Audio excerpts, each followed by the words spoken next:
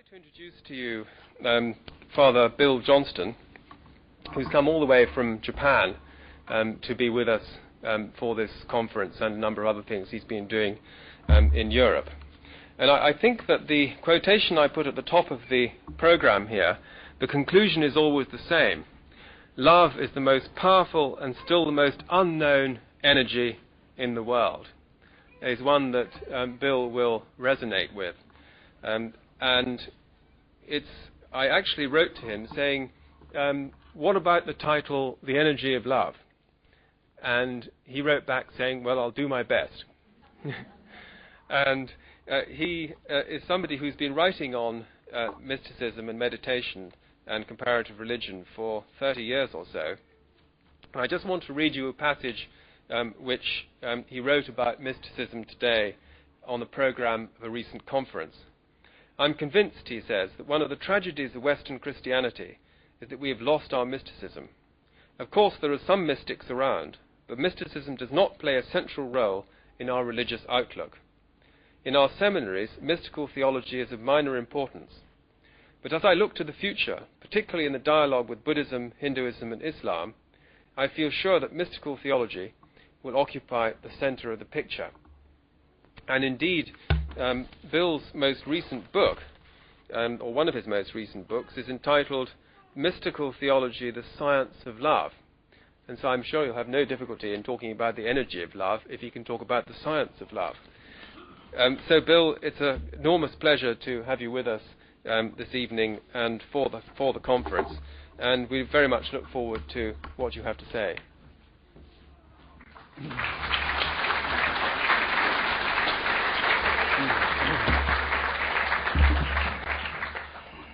Let's be silent for a couple of minutes before we begin.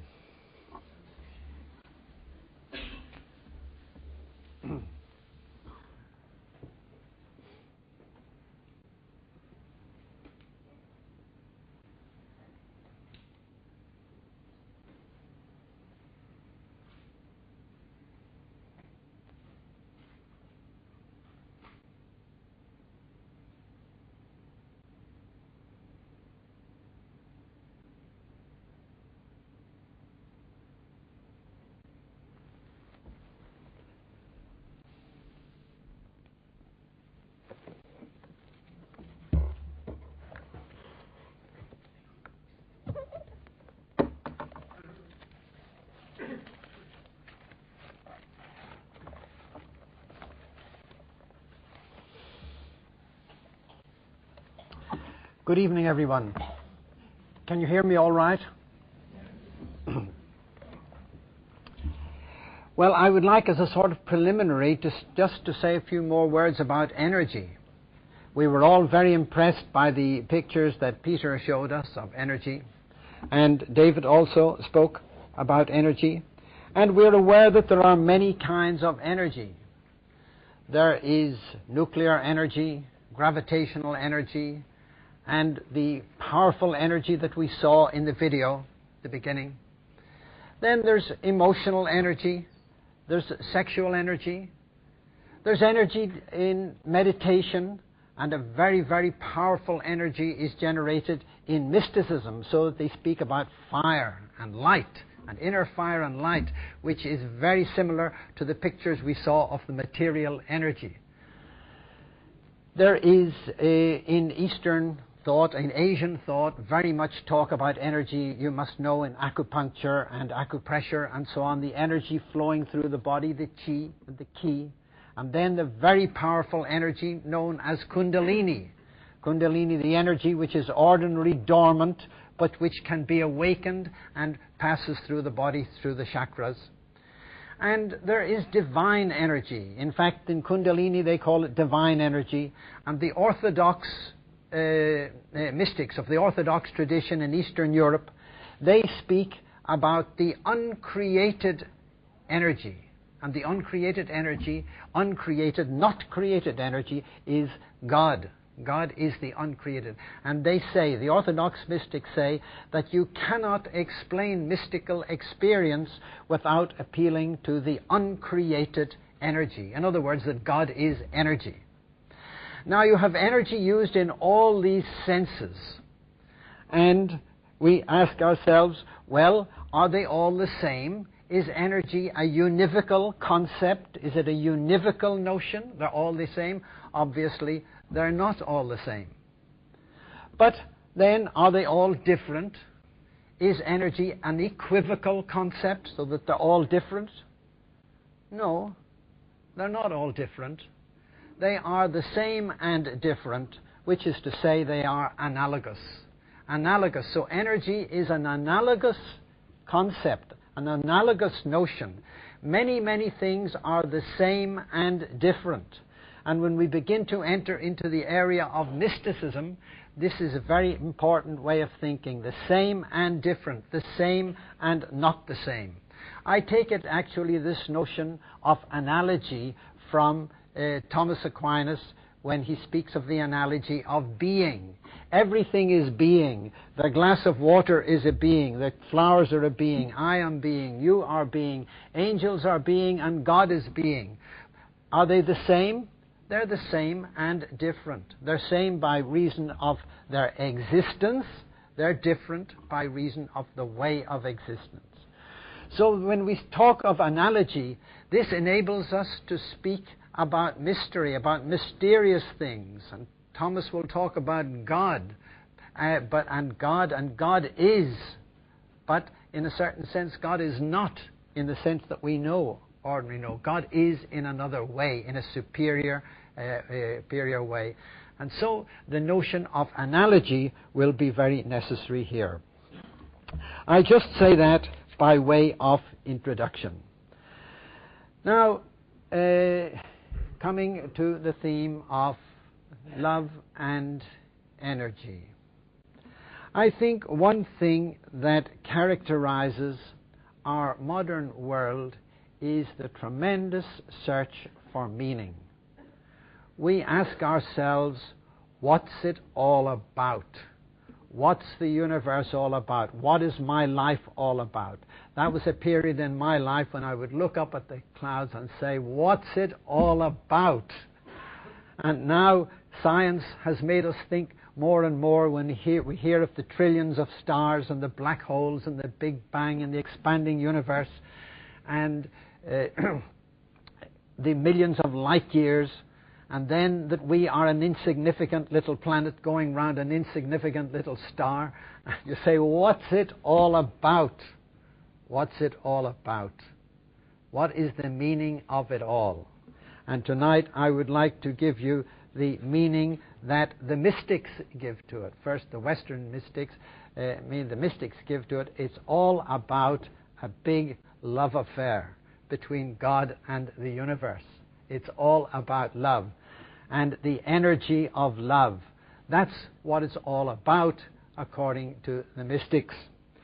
And very central then is the way in which they interpret the whole, the Bible as a love affair between God and Israel. That's what it's all about. A love affair. That's the Song of Solomon. Is the Song of Songs, the love affair, but also Hosea, Isaiah, Jeremiah, going into the New Testament, going to the Apocalypse at the end, the bride and the bridegroom. It's the bride and the bridegroom and the love affair. And as we all know, a love affair, as David pointed out, can be full of joy, intense joy and great joy, but also it can have a lot of suffering, and even there can be a lot of tragedy. I saw Othello just a while ago when I came to London, and then you see the awful suffering and tragedy that can be there, and that's all in the love affair. First of all, the love affair of God with Israel, and then in the New Testament, in the Apocalypse. This love affair, the mystics speak of it, as I say, in this, the universe and God, we can say now, that love affair, but also the individual person. This was in St. John of the Cross, St. Bernard, and so on. They speak of this love affair between the human person and God, and that's what it's all about. That's what it's all about, according to the mystics. Now, this notion of the love affair, I say it's very strong in the tradition, let's say, of the religions that point to the Bible. I mean, in Israel, in Judaism, Islam, Christianity, this idea of the love affair. In Eastern mysticism, well, the notion of the yin-yang is certainly there. The yin-yang and the energy, and which is a kind of bridegroom theme, if you like, but very especially, I suppose, in India, where they speak of the Kundalini and the Shiva Shakti and so on. But I won't speak about that now. Perhaps I can speak about that later. Let me say how the mystical experience then develops in the tradition, in the Christian tradition. There are three stages, let's say, which I would call meditation, contemplation, and mysticism. Meditation is where there are many ways of meditation. One may sit down and think and reason and then perhaps pray. Or one may repeat a mantra, very popular today in the Christian tradition, the Jesus prayer, Lord Jesus, Son of God, have mercy on me, a sinner. One repeats this, one repeats the mantra. With faith, and with love, one repeats this. And this is meditation. Or one can sit and breathe and be aware of the breathing and so on. Now, meditation, as time goes on, enters into what we call contemplation. Meditation takes a lot of effort. Contemplation is quiet. I describe it sometimes to my students. I used to describe it. You see my hand, and here you have 5 fingers, 1, 2, 3, 4, 5. And here you have anxiety and reasoning and thinking and the noise and the bustle and the dualism of the world. But you can sit and you can breathe, or you can repeat a mantra, and you come down here to where there's unity, there's oneness. This is the unity, and this is the contemplative experience. I've sometimes said that to students. I had a seminar on meditation for students of all religions, or of no religion at all, and explaining this, you sit and you breathe and you enter into a deeper area of awareness. They understood that very well. It made me think that modern people are more or less looking for this deeper experience that I call contemplation, the sense of oneness, the sense of unity. Now, in the Christian contemplatives often speak of the sense of presence, the sense of presence, and in that sense of presence, the presence of love.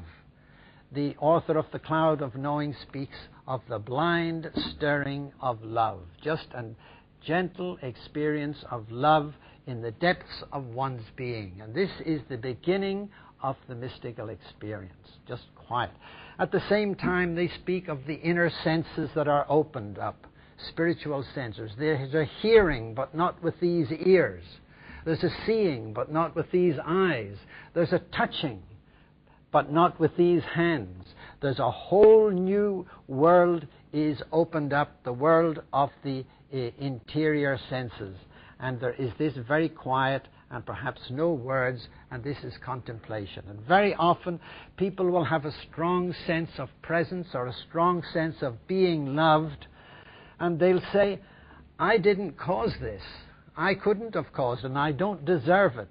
And so there is this sense of gift. In human life, some things are attained through effort.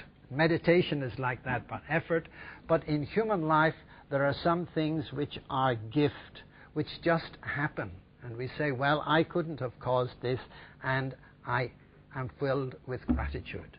That is an experience, of course, which is found in East and West. And the Zen people will often say that when they're filled with wisdom, with satori, and they're filled with gratitude. And you say to the Zen people, well, gratitude to whom? And they say, gratitude to nobody, just gratitude.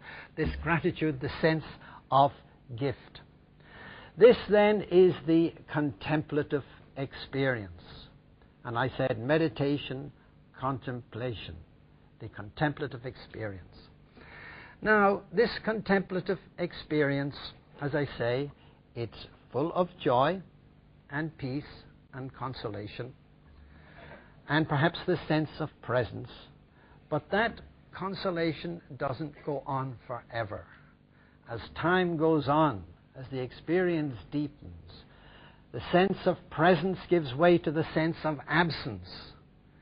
And very often contemplative people begin to experience a very deep loneliness, a very, very deep loneliness. And they quote the Lama Sabachthani, my God, why hast thou forsaken me? This is the dark night of the soul. And it's a passage through, it's a transition. When people may feel rejected and exterior things may go wrong, and health may be bad, and they may be rejected, and so on. But through this dark night of the soul is opened up the really deep mysticism, the really deep fire, the love. There's the tremendous energy. St. John of the Cross, in a poem which I may read later, speaks of the living flame of love. A powerful fire is alighted within a fire of love. That is very, very briefly the experience going through meditation, contemplation, mysticism. It's a process. I think for modern people it's very important to know that, to know this process through meditation, contemplation, mysticism, because in the modern world there is a great meditation movement. Many people are meditating, and it's very good, it's great, but it could be superficial if it remains at this superficial level, and the great challenge is to be open to the gift. It's not something one does by human effort, but to the gift of this deeper mystical experience. Now, I said that for the mystics, this is a love affair, the bridegroom, and very often they appeal to the Song of Songs. Let me read you some from the Song of Songs, and I will give to you the interpretation that the mystics put on this. The interpretation of the mystics is a bit different from the scripture scholars, but at the same time I think the two can be harmonized. It's the Song of Solomon, the Song of Songs. And the bride is speaking, and she says, I slept, but my heart was awake. I slept, but my heart was awake. The mystics use that all the time. I slept. There's a certain sleep of the faculties, of the reasoning, of the thinking, of the imagination. All that is asleep, but at the core of one's being, there is an awareness. I slept, but my heart was awake. Because here we're getting away from reasoning and thinking and all this kind of thing. That's the sleep. So the bride says, I slept, but my heart was awake. Listen, my beloved is knocking. The knocking on the door. The beloved is knocking on the door. Listen, my beloved is knocking.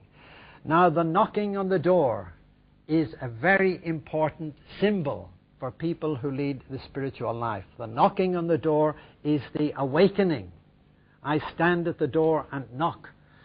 It's a very archetypal symbol. In fact, some people have a dream of the knocking on the door. I had it myself. It was a recurring dream, the knocking on the door. And this is the awakening. Very important to listen to that dream. I tell people to meditate on their dreams, to turn it over, to meditate on your dream. What is this saying? The knocking on the door. So I slept, but my heart was awake. Listen, my beloved is knocking. And then his voice comes from outside. Open to me, my sister, my love, my dove, my perfect one. For my head is wet with dew, my locks with the drops of the night. So he's knocking and he wants to come in. Open to me, my sister, my love. And my head is wet with dew, my locks with the drops of the night. And she says to herself, I had put off my garment. How could I put it on again? I had bathed my feet. How could I soil them? So she doesn't want to get up. Now, St. John of the Cross comments in this. He's the great mystical writer. And he says, if you want to meet the beloved, you have to get up out of bed. You can't stay snuggling in those warm blankets.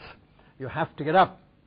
And so she's reluctant to get up. She says, I had put off my garment. How could I put it on again? I had bathed my feet. How could I soil them? My beloved thrust his hand into the opening, and my inmost being yearned for him. I arose to open to my beloved, and my hands dripped with myrrh, my fingers with liquid myrrh upon the handles of the bolt. I opened to my beloved, but my beloved had turned and was gone. Why was he gone? He had been knocking, asking to come in. Come, open, open. She opens the door. He's gone. St. John of the Cross comments on this. Why has he gone? He doesn't come in because he wants you to go out. And that's the whole thing in the mystical journey. You have to go out from yourself, out from your little room, out from the ego. You have to move out. And in St. John of the Cross, the going forth from all that is familiar, all that, that's why it can be very frightening, going out into the night. And this is the dark night of the soul then, going out in search of the beloved, but he's gone, you can't find him. And so she says, my soul failed me when he spoke. I sought him but did not find him. I called him but he gave no answer. So she's searching for the beloved, but she can't find him. Making their rounds in the city, the sentinels found me. They beat me, they wounded me, they took away my mantle, those sentinels of the walls. This is the dark night of the soul now, and the suffering and being stripped and beaten and wounded.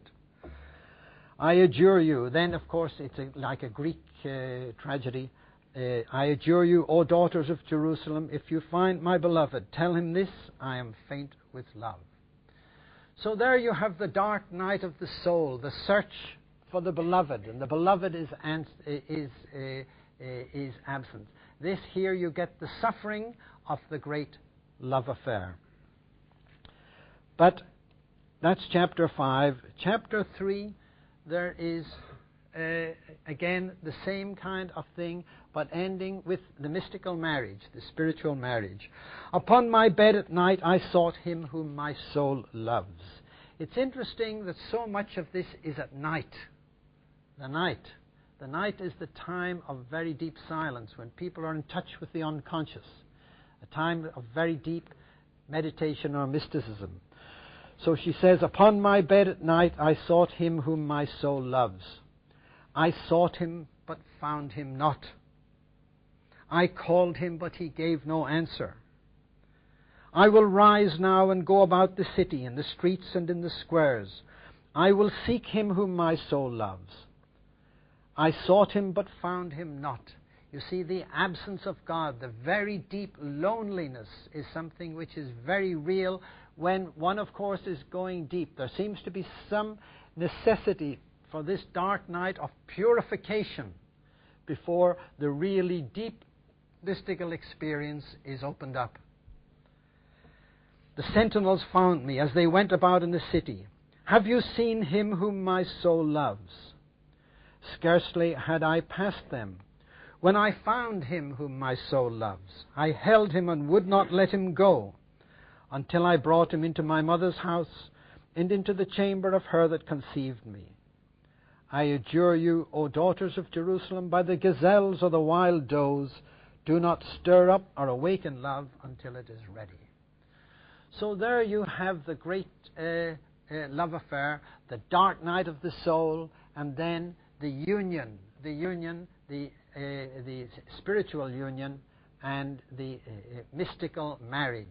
The marriage between the person and God, and then, as I say, between the universe and God, and that, the mystics claim, that is what life is all about, and that is what it's all about from their experience.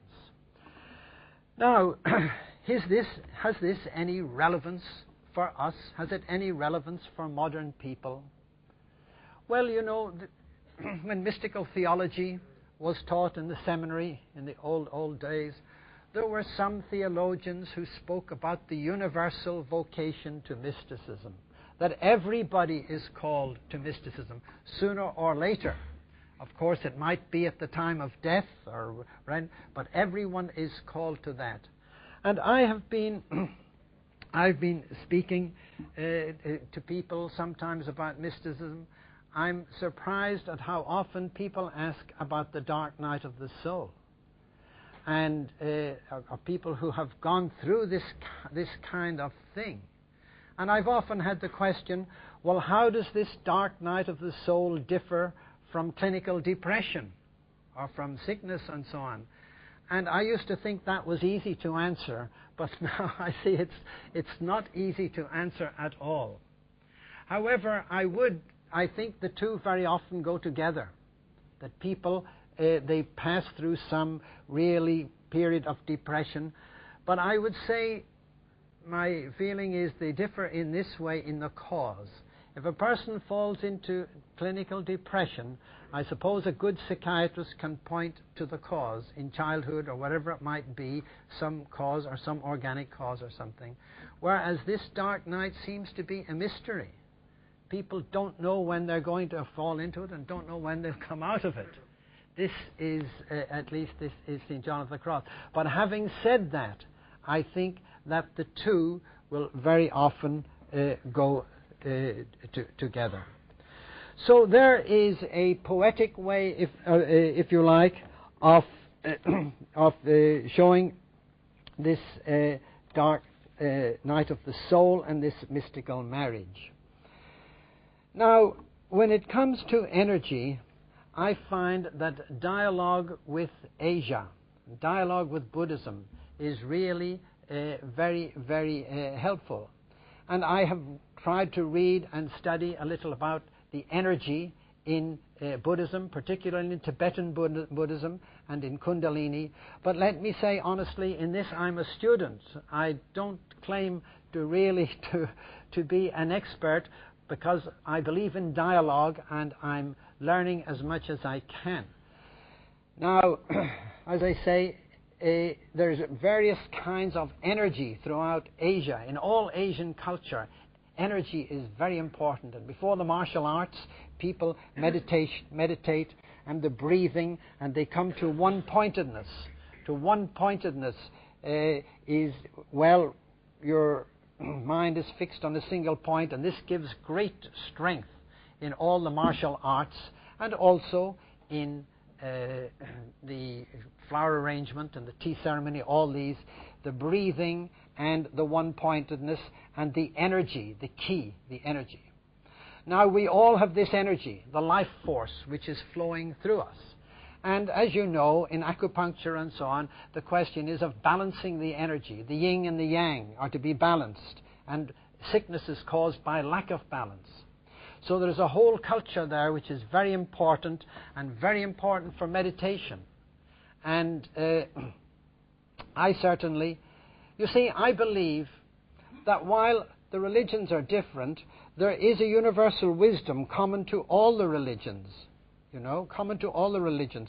So that when I taught my seminar on meditation, we would all sit together and we would breathe, just sit together and breathing, and come to a deep sense of unity, as I said here, and of wisdom, which is common to all religions and to people who have no religion.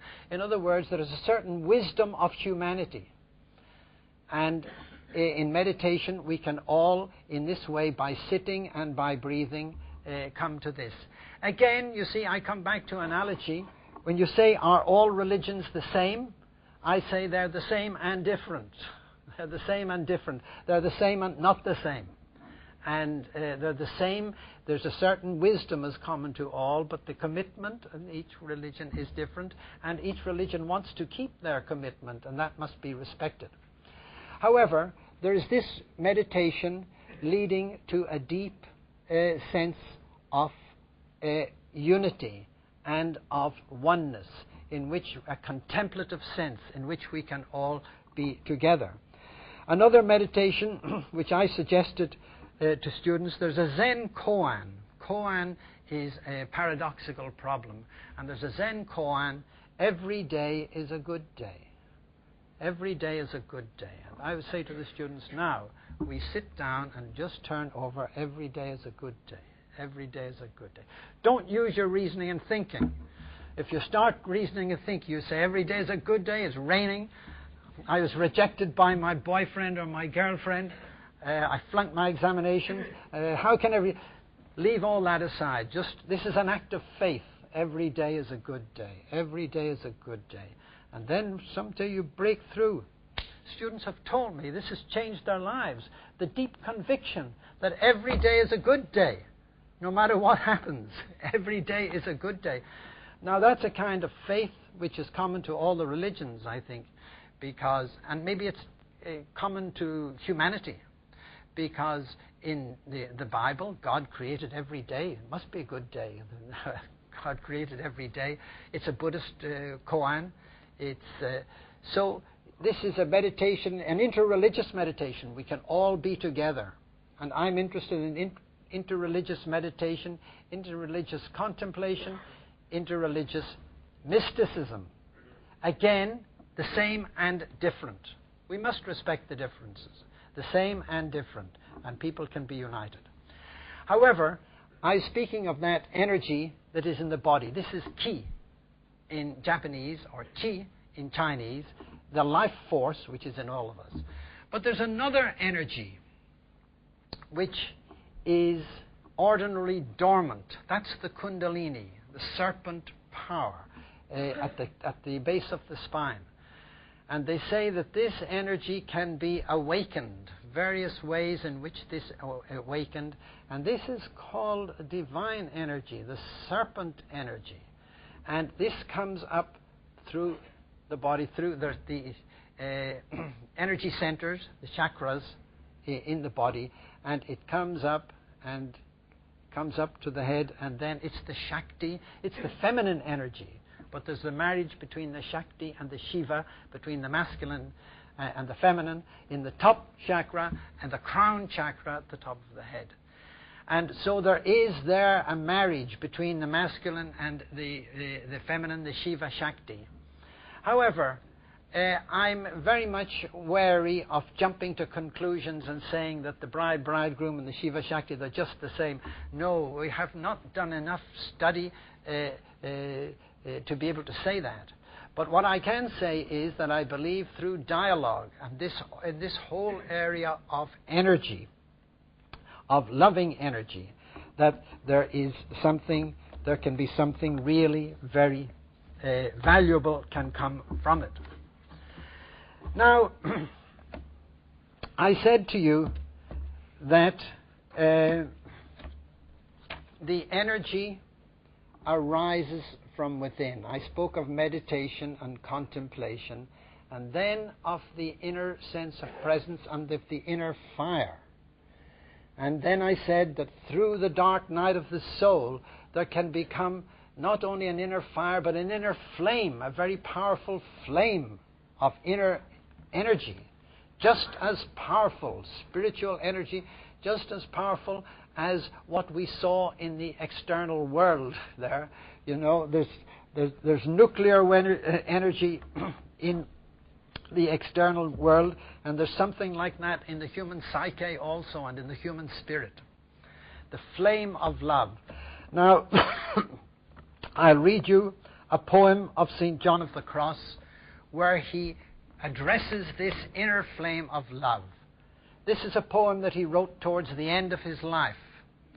And he experiences this inner fire, which has given way to an inner flame of love, and he writes this poem. He speaks to it and he says, O living flame of love.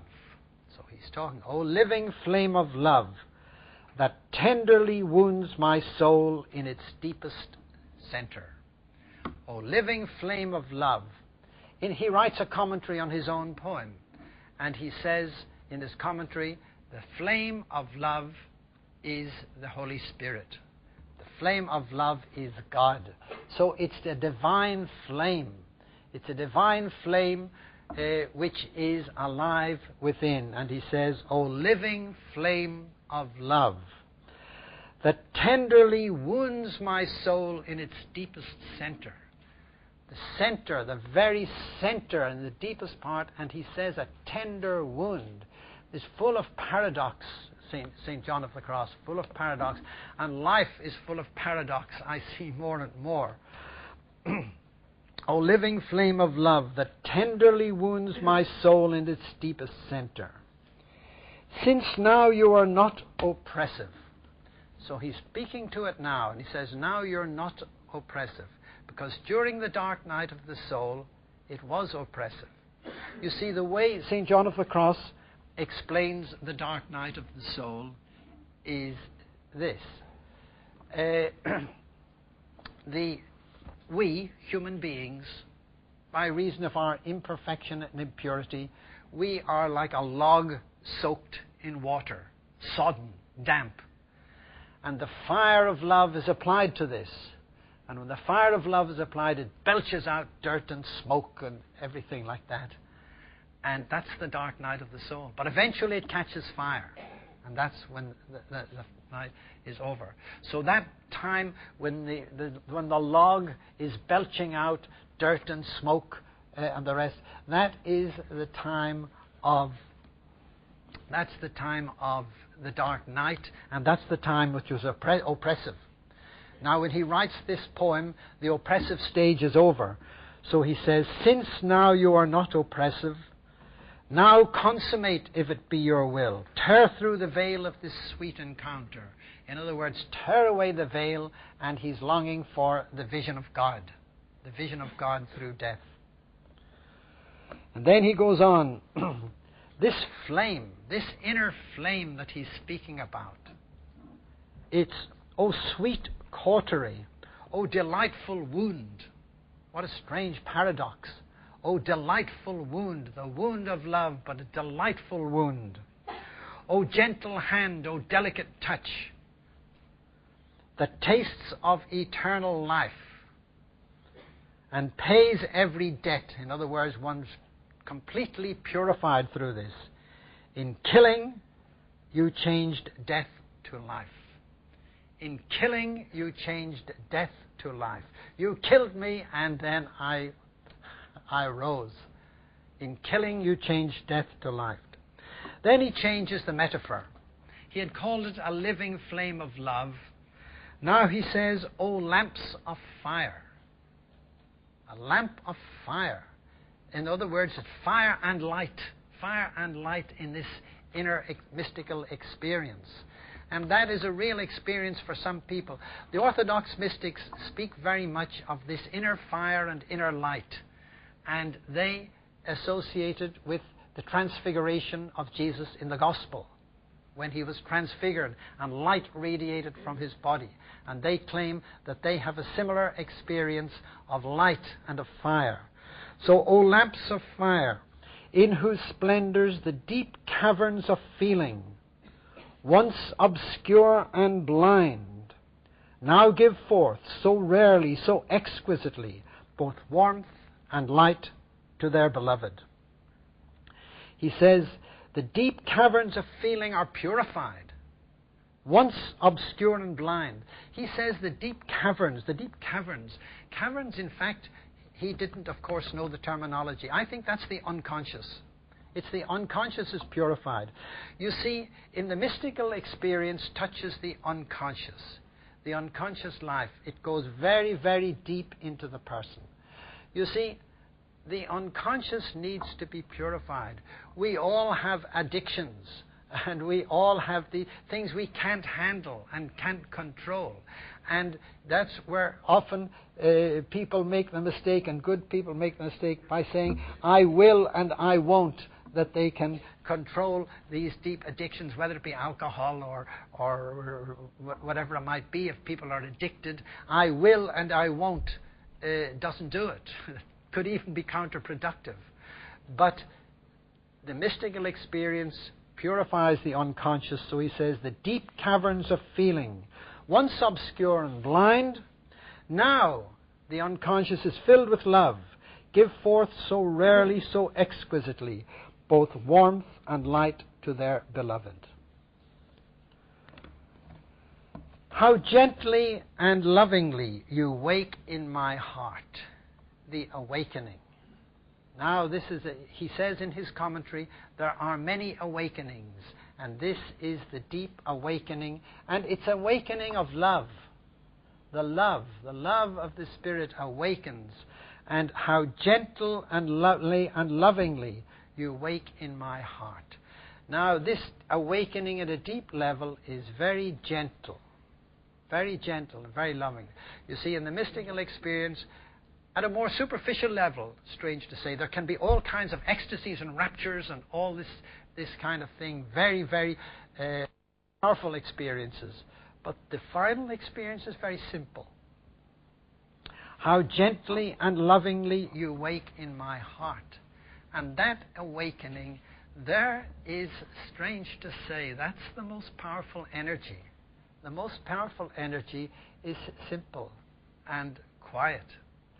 How gently and lovingly you wake in my heart, where in secret you dwell alone. And in your sweet breathing, the breath of God, filled with good and glory, how tenderly you swell my heart with love.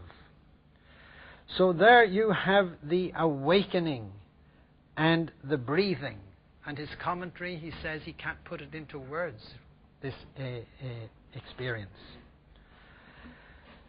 So there you have the awakening and the divinization of this human person. In this poem, and in his commentary on this poem, St. John of the Cross does not make so many references to the Song of Songs and to the bride-bridegroom theme. He does in other poems, and he does a little in this, but this seems to be a bit different. It's this divinization of the human person through love, the divine love, the divine energy. Now, that is the energy, and the energy of love. You see, there is, in the human person, there is a cosmic dimension, and in the human person, I believe, there is a divine dimension. And this, I believe, we can find in all the religions. All is a dangerous word, let's say almost all the religions. We find this notion of, in the human person, a divine spark, a cosmic spark, a divine spark. And I think that what we can learn, and what from the Asian experience, is the whole role of the body, and how you see, in Asian philosophy we can speak of the gross body, this body, and then the subtle body, and then perhaps this human spirit. And this subtle body, it's in the subtle body that the chakras are, and it's in this subtle body that the energy flows through the nadis, through this energy flowing. And this is something which really it's very valuable for Western people to learn. And then you see this energy flowing through these chakras, and how the heart chakra is so important for love. And all these, and the lower chakras, this is where the sexual energy is, but the sexual energy is brought up and is transformed is transformed so that the person loves in a total way, with all the chakras, so to speak, and is not kind of divided and split off. So there's something there really very powerful and important, I think, for us to learn. However, I think we would not be true to this whole thing if we didn't point out the dangers of mysticism, and which we see very real in the modern world. And now I see that we can't just simply say that this energy is love, that this very deep energy, sometimes it is, but it has to be discerned. And I say that because we have had a terrible experience in Japan just now from you must have seen it in the papers, the poison gas that was in the underground, and 12 people died, thousands were injured, and the whole Om Shinrikyo, they're called the Om, the Indian mantra Om, and Shinrikyo, the truth, and Om, the Society of Truth and Om. This religious sect, which it is alleged, and now the leader Asahara, he's on trial, and he is accused of this whole thing. But he was not just an ordinary criminal. He was a person who taught yoga and taught Kundalini, and was very good, it seems, at awakening the Kundalini. That was the thing that he specialized in the awakening of the Kundalini, and he claimed to have very highly paranormal powers. There were pictures of him floating in the air in the lotus posture. Well, they may have been faked, I don't know, but anyhow, supposing to have these powers. And then, of course, he trained in the Himalayas. He met the Dalai Lama. He was very deeply versed in Buddhism, and he didn't teach a soft way of life. It was a really tremendous facing up to death and the value of suffering and so on. But then he wrote a commentary on the apocalypse and the end of the world, and how we must, or they must, bring about the end of the world as soon as possible, the utter destruction, and then a new world would come to birth, and this would be Japan, and so on. It would be led by Japan. So that kind of thing has happened. That kind of thing has happened throughout history, of course, and throughout the modern world. In fact, it may not be just something for Japan. In fact, you see, when that happened in Japan, there was an awful lot of soul-searching and people saying, why did this happen? Because it's so unlike Japan. I've lived in Japan for 40 years, and I used to say, you know, the Japanese love their own country. They would never destroy their own country. And I would say, like in Britain, at one time, the unions might be willing to destroy their own country. The Japanese would never do that. And I used to say, and we used to all say, well, Japan is the safest. Tokyo is the safest country in the world. You can go anywhere at any time. And then suddenly this happened. And people were saying, it was a shock to me, but to the Japanese themselves. And looking back, and there were many serious Japanese thinkers have written articles about this, and they say this. In 1945, Japan collapsed militarily. There was a military collapse. Before that, the Japanese had a certain ideal of dying for the emperor, you know, and of the souls of the dead and so on.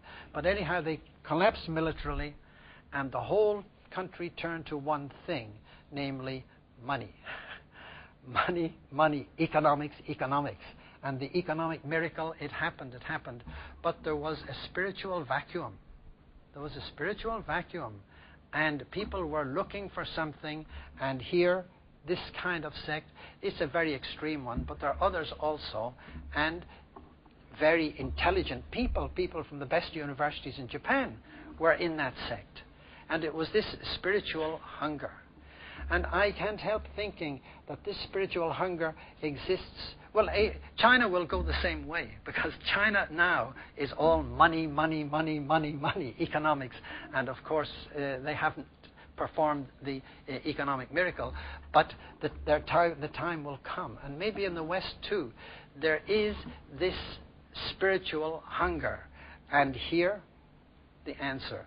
But it seems the seeming answer. And the only answer, I think, is to false mysticism is to give the people true mysticism. That's the only answer, and that's the answer here, and what we're thinking about here, an authentic mysticism. And the authentic mysticism is the mysticism of love. Now, but looking at that, I realized something which I've of course read elsewhere, that Kundalini, I don't think it's divine energy. I think it's energy, but it can be good or it can be destructive depending upon the intention of the person. So what really matters is the deep inner commitment of the person. If the person is deeply committed to good, then and to love, then Kundalini, this energy, will be filled with love. If the person is committed to destruction, then Kundalini could be very destructive. That's what I'm inclined to think. So that really deep down, the human motivation is really very, very important. Because people can meditate, in order to strengthen their will, in order to make more money, and in order to destroy. In other words, the inner faith commitment to good is something that is very important. So that is really what I say tonight about love and energy, about mystical love and energy. I'll just very briefly repeat the main points of what I said. I spoke first of all of analogy, the things being the same and different. When we use the word analogy, when we use the word energy, we're using an analogous concept, so that we can really say that their emotion is energy. We can really say that thought and meditation and mysticism, these are energy. And we can say that nuclear energy is energy.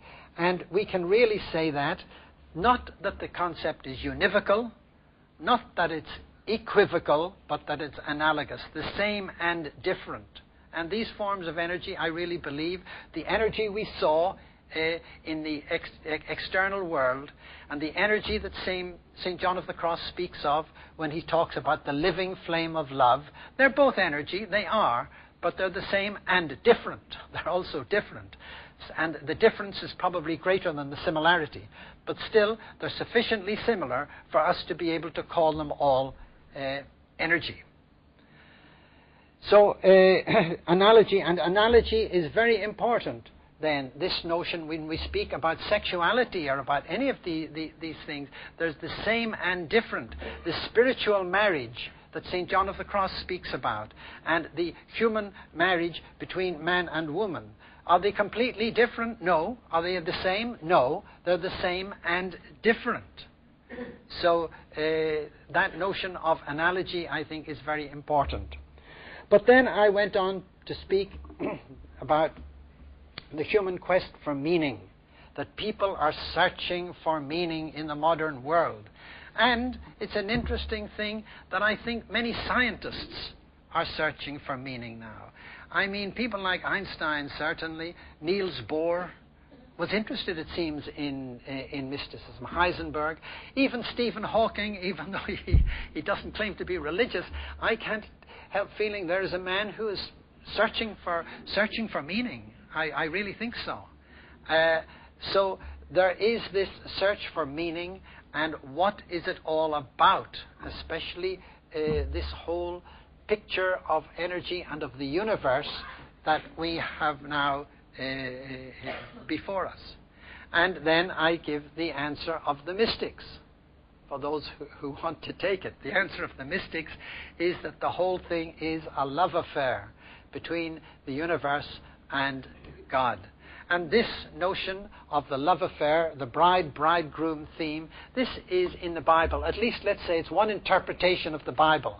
The Bible can be interpreted that way, as being all about this love affair, beginning in the Garden of Eden, not the love affair between Adam and Eve, but their common love affair with God. And similarly in the prophets, but above all, I suppose, in the Song of Songs, but also in the Apocalypse, the end, the bride-bridegroom theme, with this tremendous joy, but also with its suffering and also with its tragedy. The tragedy of love, too. It's all there. And the mystics then speak of this spiritual marriage, bride-bridegroom theme of the universe, but also in their personal lives. So that's what the life of the person is all about, they would claim. And then I spoke about how mysticism develops through meditation and through contemplation, and then mysticism. And I think there's a pattern of experience there which can be common to all the religions and common to people without any religion. This meditation, contemplation, mysticism, where they differ, the religions differ, because I say it's the same and differ, is in the commitment. It's one thing to be committed to the Buddha and the Dharma and the Sangha. It's another to be committed to Jesus or to the Prophet and Allah and so on. The commitment is different, and the commitment, of course, overflows on the experience. But still, there is a certain similarity in this, I believe, in this pattern of religious experience. So then in that I spoke about in the deeper mysticism, how there seems to be some inevitability about the dark night of the soul. That seems to be, Jesus went through it in Gethsemane, and there may have been several Gethsemanes in the life of Jesus, we just don't know. So, but something like that going through this dark night of the soul, and then the real thing begins. The really deep mysticism begins. And I gave an example of how the mystics interpret the Bible from the Song of Songs, and the bride, and the knocking on the door, and the awakening, and the going forth, and then the search, the loneliness, the search for the beloved, but finally finding the beloved. So that bride-bridegroom theme is so strong in the mystics. That's the theme of love.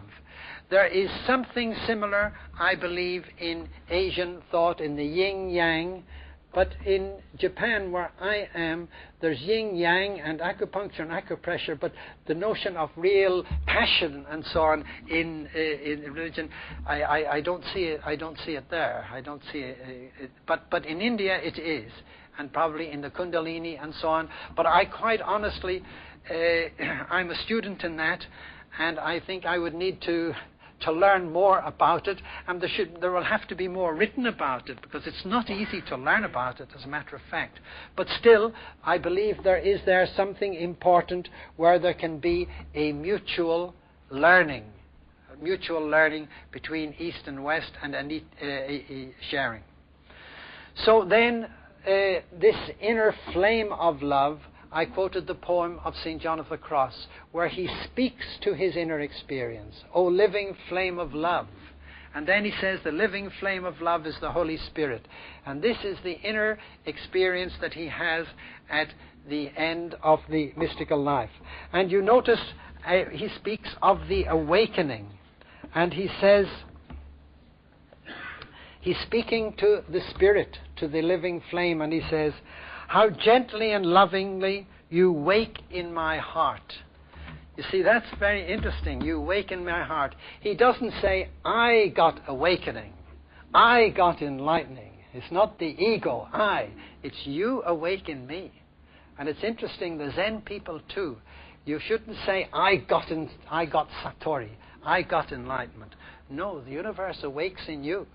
This ego, this is our problem. This ego. too much ego. But St. John of the Cross says, it doesn't say I awaken, he says you awaken in me, speaking to God. You awaken in my heart. Of course, he ties himself up in knots in trying to explain how God can awaken. But anyhow, it's poetry.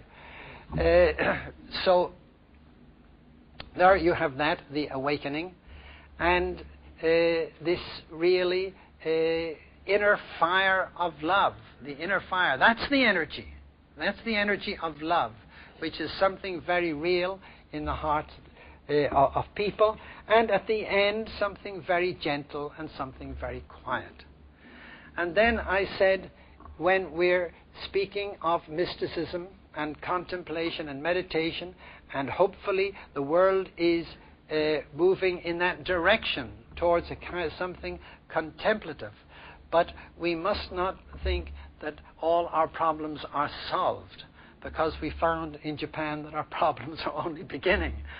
That, you see, mystical destruction can be the worst. It can be the worst. It can be terrible, you know.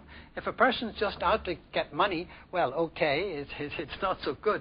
But this is something much more destructive. So there is this importance in all this, that at the very depth of one's being, one is committed to good. In the Semitic religions, you say committed to God, but a deep commitment to good, and then that the energy will flow towards good and not towards what is destructive. And so, you see, there are evil forces in the world too, and evil energies. And you remember how St. Paul, he writes in the epistle to the Ephesians, if he wrote it, somebody else might have written it, but that doesn't really matter too much. He writes that our struggle is not against flesh and blood. He says, our struggle is not against enemies of blood and flesh, but against the rulers, against the authorities, against the cosmic powers of evil, of this present darkness, against the spiritual forces of evil in the heavenly places. So, you see, we can't be just too sweet and easy. On the other hand, neither can we adopt the attitude that I am good and the evil is all out there and I must be careful about it, because there's a lot of evil inside all of us, and that's the inner struggle too is there. But that dimension is really very important. So those are my thoughts on the whole question of energy and love, and I hope we'll have a couple of days. It'll be very rewarding thinking and discussing that. Thank you.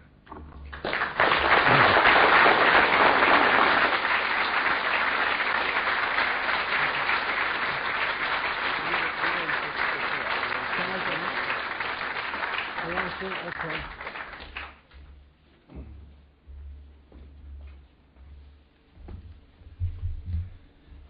I think we'll try and dismantle this slightly.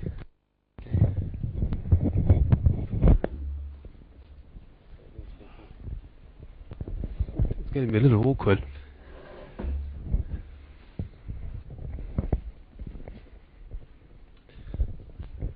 Well, William, thank you very much indeed. Bill, sorry.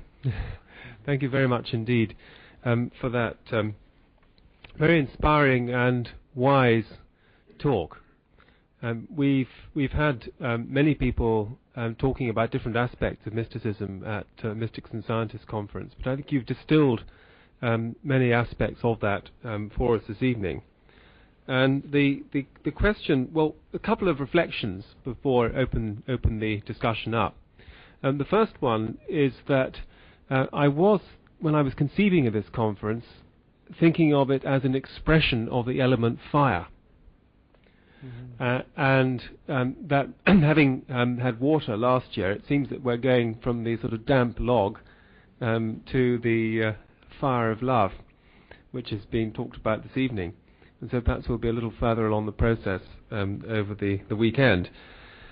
That was one reflection. The other reflection was that when we had Father Bede here 5 years ago, and I'd like your comments on this point, he talked a lot about non-duality.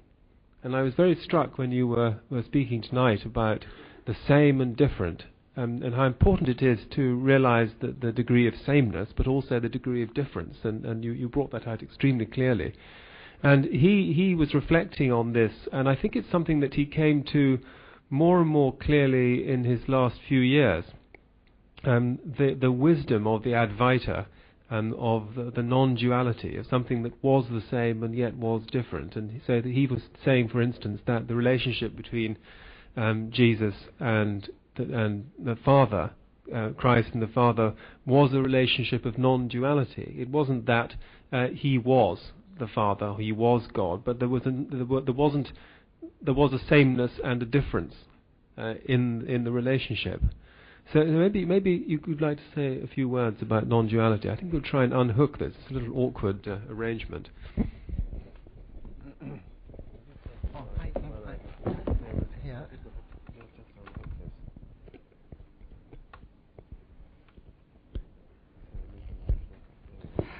Well, it's just that I come to realize more and more that human life is full of paradox. And I think scientists, it seems, with quantum theory, as far as I know, are coming to see that too, that human life is full of paradox, one and not one. And the dimension of unity, which was lost before, to a large extent, it seems, with Newtonian physics and so on, has been replaced by, we're always speaking of net. Everything is a net nowadays, and I think that's a very good metaphor, the net. So one and not one. I think that Western people are not so at home with paradox as Eastern people. I think in Asian culture, people are more at home with paradox, and that's what it comes to. So it's one and not one, but I think the differences are important, and I think between religions, and Buddhists like to say that, and Muslims and so on. So the differences, but the unity, one and not one. Thank you very much.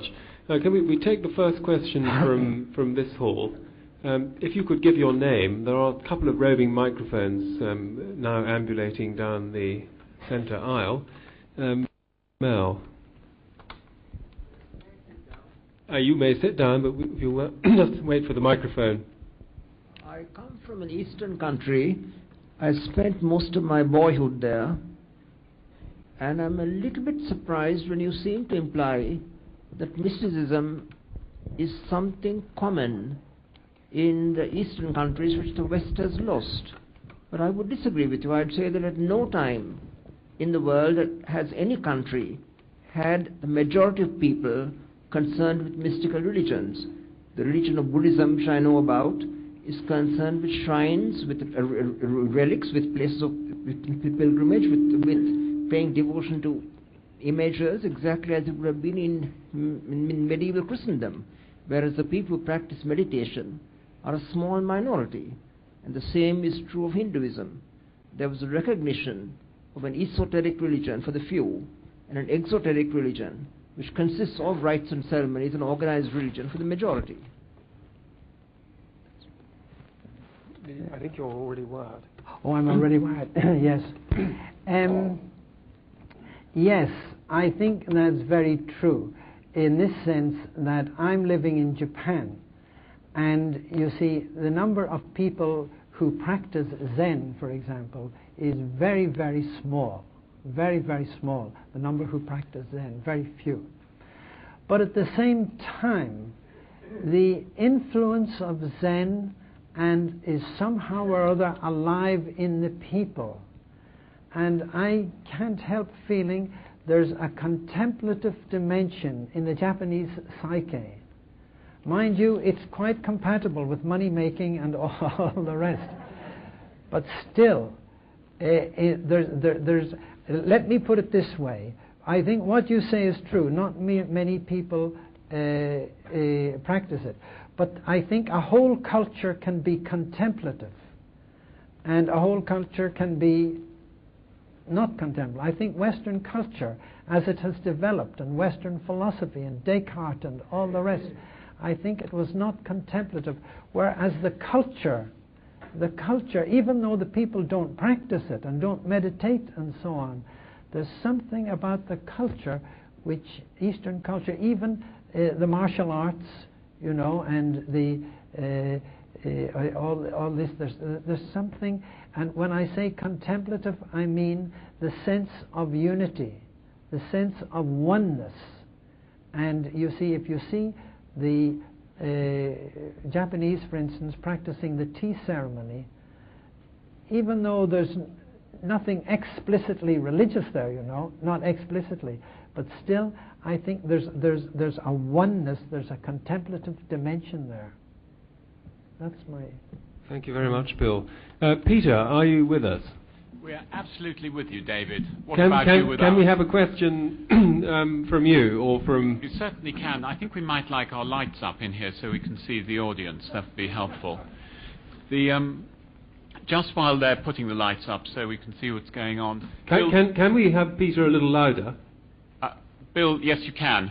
I could get a bit closer. What about that? Wonderful. Bill, that was a most wonderful talk, and one which I found enormously inspiring. One of the difficulties with mysticism has always been the dark night of the soul, because here one is arguing that one is going towards the beloved, if you like, in the search for the beloved, but yet one suffers in the process. Now, the way that you put it, that this is, if you like, the burning of the log, the smoke, the giving off of the flame, the rejection of the impurities within.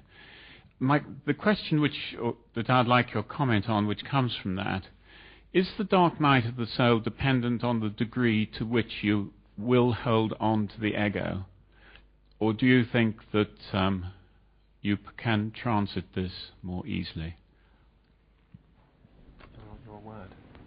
Oh, yes, I'm aware. Yes, yes, I think so. I think really the challenge in the dark night is to let go, the grasping, and so it is a question of the ego, of letting go and falling into the void. You see, they all speak about the void, and you know, it's an interesting thing that the gospel says, do not be anxious. Don't be anxious. And don't... anxiety is in fact a sort of attachment. We love our anxieties. We cling to our anxieties. And why do we cling to our anxieties? Because we're afraid of falling into the void. And so we grasp at something.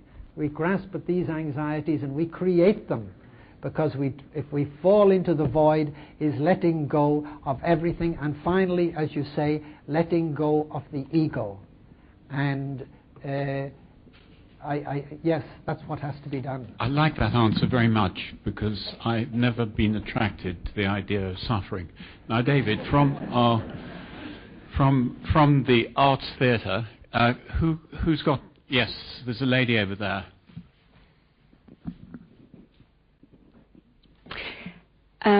Hello, good evening. My name's Barbara King, and I would like to ask you whether many people who are actually going through a mystical awakening may well be missed in our society because of the lack of understanding of what is actually going on, so that these people are the people who are being treated with antidepressants quite often, or who are in some way often in the mental services, so that what is actually happening for them is missed.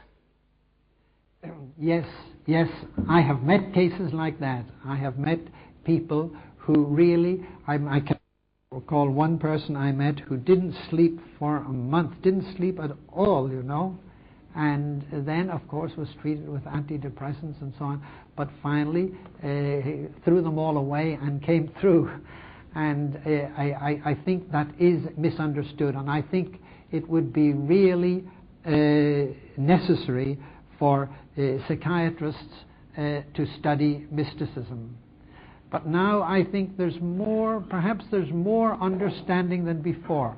There's some famous psychologist, and I'm not a psychologist, I don't recall his name, but apparently he did say that before people have a deep spiritual experience, they often, or maybe even always, have a kind of a breakdown. So some psychiatrists may be coming to recognize that, but I think it takes a lot of insight and discernment on the part of the psychiatrist. Yes. Do you have any comments on that, Peter? It's a very profound remark that you're saying. The idea that you have to really have some mystical understanding yourself to perceive mysticism in others, I'm sure is correct. That one is fairly simple. I think the difficult one is where you have people who quite clearly have an illness which is based on brain damage. Then one is dealing with a different situation. It's a question of detecting the difference. But I like your answer that the greater understanding the psychiatrist has, the less likely he is to be confused. Yes, and this is something that we're perhaps thinking of putting into our Cambridge agenda for 1997. Shirley, Sorry. Would you like to ask a question? Excuse me. Hello? Hello, can I David, just... our question is not satisfied. Fine, okay. I just wanted to come back at the end of that question, because having come through medical training myself, my feeling is that it is important to incorporate some understanding of mysticism right down in the undergraduate agenda, because so many people are seen by general practitioners, and therefore you need the knowledge throughout the medical network and not just in the psychiatric services, which is the very specialized end. And I think that also for psychologists and for people training in therapy, it's important to have an understanding of what may be going on with the people that they're seeing. Yes, thank you very much for that. I think Stan Groff has done some work in this area, but it gives an agenda for the network to look into this aspect of medical education. Yes, except that I would add, of course, that to discern the real thing is sometimes not easy.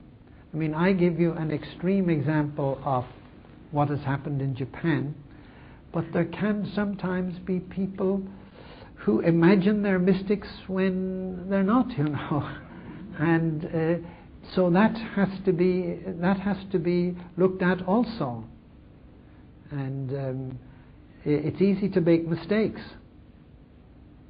There's a whole science of discernment, of discerning just how a person is going, and they all insist, you know, for mystics, that they should submit to somebody else, because then that's the ego again, you know. The ego can take over, and so there are real there are real dangers there too. But I agree with you. I agree with you completely. I'm only saying that it's not easy. Thank you. Shirley. Shirley first. You've partly answered my question, which was to say a bit more about discernment, because you have referred to this I think in Silent Music you talk about the importance of discernment. You referred to the hunger that people experience in our society and in many other societies. And I wondered if you could say something about how people who are experiencing such spiritual hunger can themselves discern the true from the false mystic.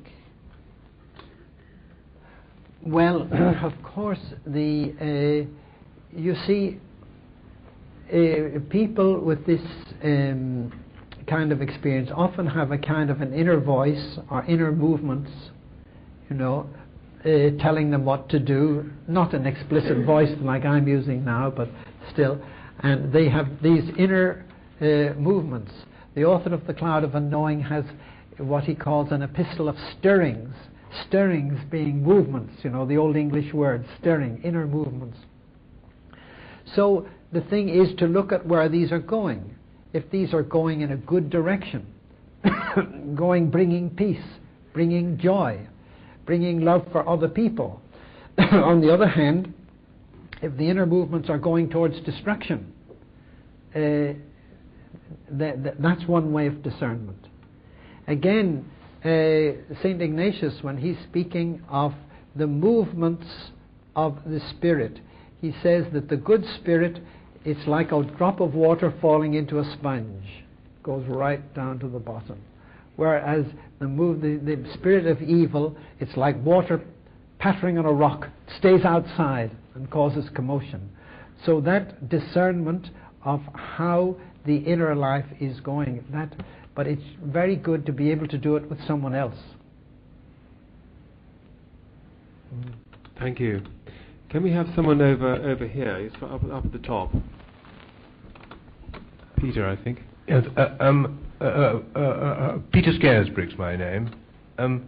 I was interested in the idea of how the cosmic powers and our 15,000 million years of interconnectedness physically connects up with our tendency to choose limited goods that cut us off from the whole. And I think this bit of opening up to the whole of the universe, all the pain of the universe, is a terrifying prospect, and this pushes us into choosing to cut off what's more than we can cope with, and so I think this is in a sense the problem. It's a good decision to cut off what more we can cope with, but nonetheless it produces, we set up blocks to do this, and evil comes in. But so I just feel that this, when we see this great 15,000 million year power forcing us into this, we realize that we do need some kind of empowering to face this pain. What comes to us through the great gurus and through Jesus and so on is what I feel is a tremendous problem. It isn't just me; it's this whole history of the universe forcing me into this position. Well, you see, one point where Buddhism and Christianity agree, and perhaps all agree, is that we human beings are in need of salvation. We can't do it alone. I recently have had come in contact with AA, the Alcoholics Anonymous, and they have a very powerful, these 12 steps, which could lead to mysticism, I'm sure. But the first step is when you say, I am powerless face to face with alcohol. And that could be any addiction, could be violence, it could be money making, it could be anything. But you can say, I am powerless and my life has become unmanageable. Wow, to be able to say that, that's a tremendous thing. That's the very basis of mysticism. And then I depend on a higher power. So I think that the need of salvation, which is a human thing, I think that's the first step. Maybe that's not quite your question, but... Well, yes, I do agree about that. I think that it's a specifically human problem, because only humans feel this potential for universal, unlimited compassion. And that's our problem. And specifically human problem. We do feel this, and nobody else does. That's why the problem started with man. Yes, you mean that we feel the need of unlimited compassion for ourselves? Well, to experience unlimited compassion for the whole universe, but nothing else in the universe feels this. So this is a specifically human dimension, is why we have a problem. Yes. That's how I feel. At least that's what we think. Well, I have a problem anyway. Peter, can we return to you? Yes, and we have another question from would like? Yes, there's a gentleman here.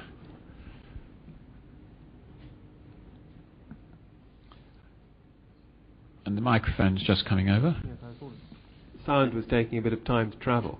Thank you. You won't forget your name, will you? My name is Chris Lyons.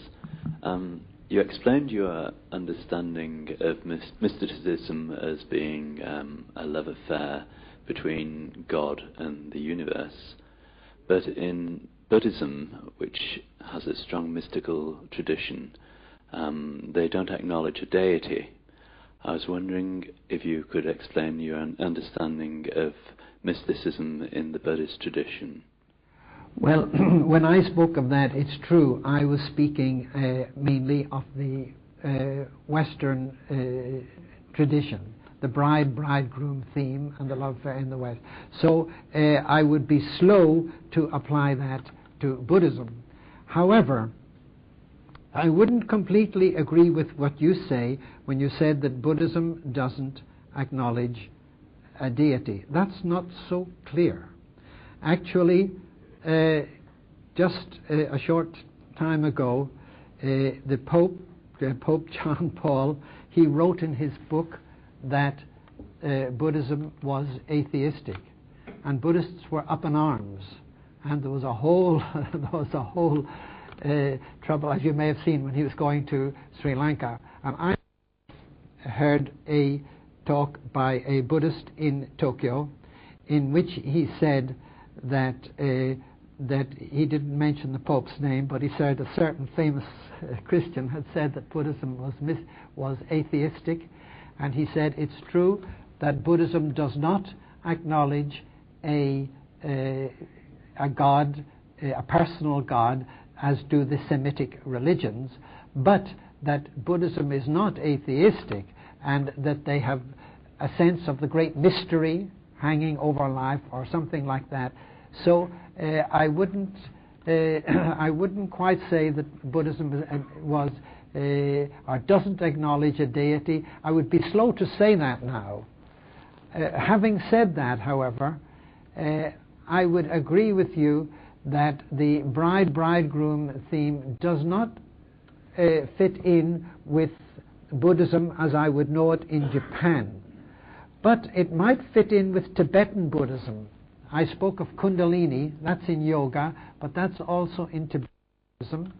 And of course, the Shiva Shakti is probably more Hinduism, but still, there might be something there.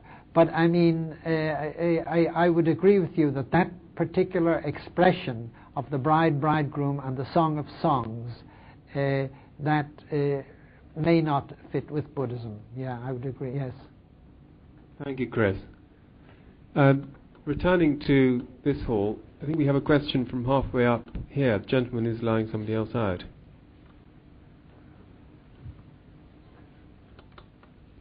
I try without microphone. It's coming. Oh, right. My name is Peter May. You try to draw a line between mysticism and the big love affair between God and the universe. What about the many people who don't believe on God? Are they not able to live in mysticism? Well, what I said was that this is the understanding of the mystics. Take it or leave it, you know. That this is, I say, what's the meaning of life? And, well, many people have a version of it. So I said this is the answer the mystics give. Now, when you speak about, however, there are some people who don't believe in God, and could they not live out their mysticism? You see, when a person says they don't believe in God, I don't think we can immediately jump to the conclusion that they don't believe in God. I mean, they don't believe in the kind of thing you're talking about, you know? That's why the Alcoholics Anonymous say we entrust ourselves to God as we understand God. They say that explicitly because they don't want to have some idea of God thrust on them. So I think that there may be people who really love very deeply and love people and so on and are mystics. There could be a universal vocation to mysticism, and they may not explicitly believe in God, and they may be mystics. I think that's possible. They live it out in another way. What do you think? Do you have a comment, Peter? I really have my difficulties to understand what mysticism is. That's why I've come here. Yes. Well, I think mysticism is that. You see, if a man falls in love with a woman, or a woman falls in love with a man, that is regarded as an infatuation, and in some cultures it's even looked at as sickness, being in love, in some cultures. But if a person falls in love with God, that's not a sickness, that's mysticism. That depends on the culture as well. I think the expression might depend. Oh, the expression, but I think there would be people within that culture who might feel that that from their point of view this was not very reasonable. Yes, of course. Mystics are usually a bit crazy anyhow. Yeah. But I think the important point arising out of what you say, Peter, is that atheism always has a context, in the sense it's always a reaction against a particular idea, and it doesn't exclude, as you say, the possibility of other more inclusive ideas coming through. Yeah. Peter, we're returning to you. Okay. There's a lady there. My name is Belinda Hunt. Is this Can you hear that? We can't hear, no. It's a still small voice. Belinda Hunt. That's better.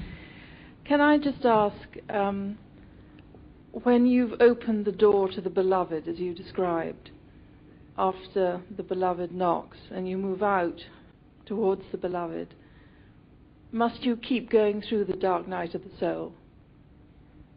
Or does that come to an end?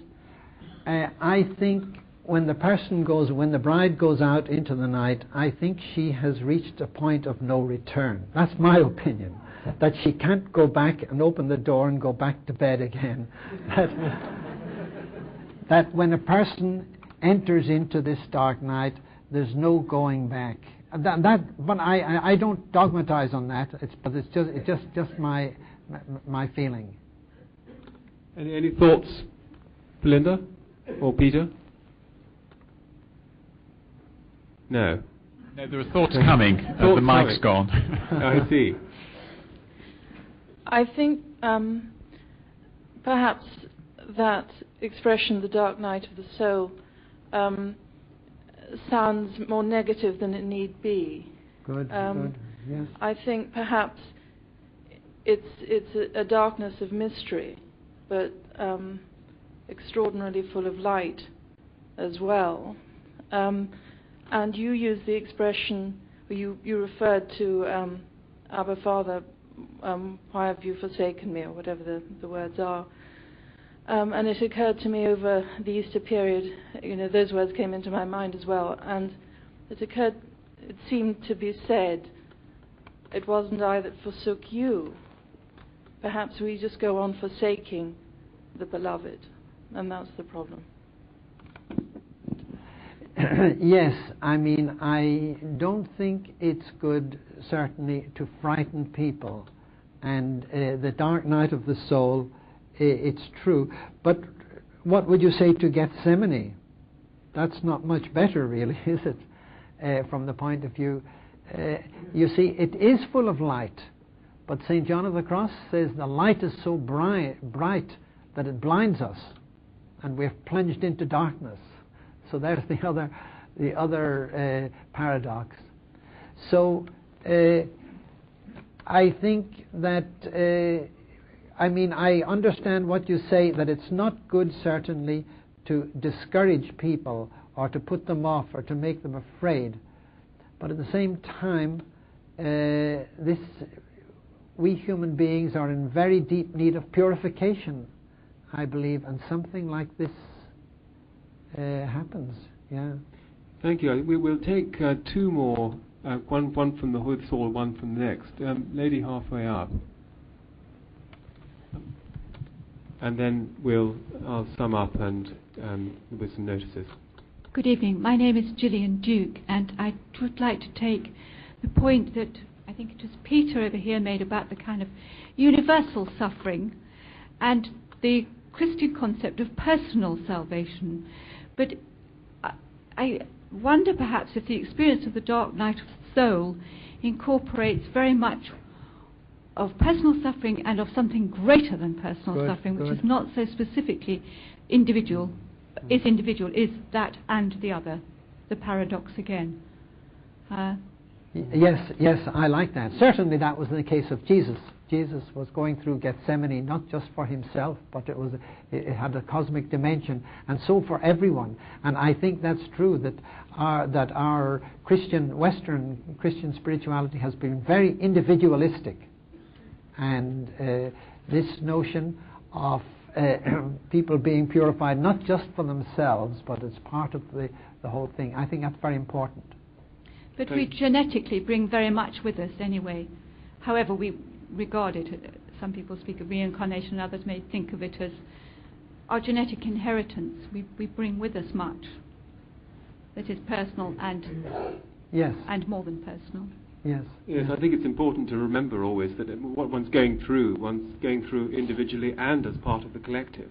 Yes. And there are these two dimensions co-present, if you like. And maybe more dimensions. Quite. Thank you. Peter, final question from the Arts Centre. Right. One more question from here. Yes, there we are. To use your imagination. Good evening. My name is Jeremy Burford. The concentration of energy that can produce mysticism, is that just the production of energy from inside the person and the removal of negative thoughts in that person, or is it actually channeling energy from outside that person into him or her? I'm not quite sure I understand your meaning, but I think that the imagery you spoke of, let's say the poetry or the symbolism and so on, is this not just an effort to express in words something that is inexpressible? And in that sense it is the energy from within expressing something in the culture to which that person belongs. Perhaps the experience itself might be transcultural, going beyond anything, but then certain people will express it like the Song of Songs, the bride and the bridegroom and so on, but it's an effort to express in words, in symbols, something that is deep, and in that sense it's the inner energy expressing itself in symbols. That's how. And inner energy, of course, this person's if St. John of the Cross, for instance, he feels very deeply this inner experience, and he expresses it and says, "O living flame of love." That is an attempt to express in words something which is inexpressible. So, as I understand it, you're saying it is producing the energy from inside the individual rather than acting as a channel for energy coming from outside. Yes, but when you say inside or outside, I think that at the depth of the individuals is the presence of God. The deepest thing within us, I believe, is not ourselves, it's God.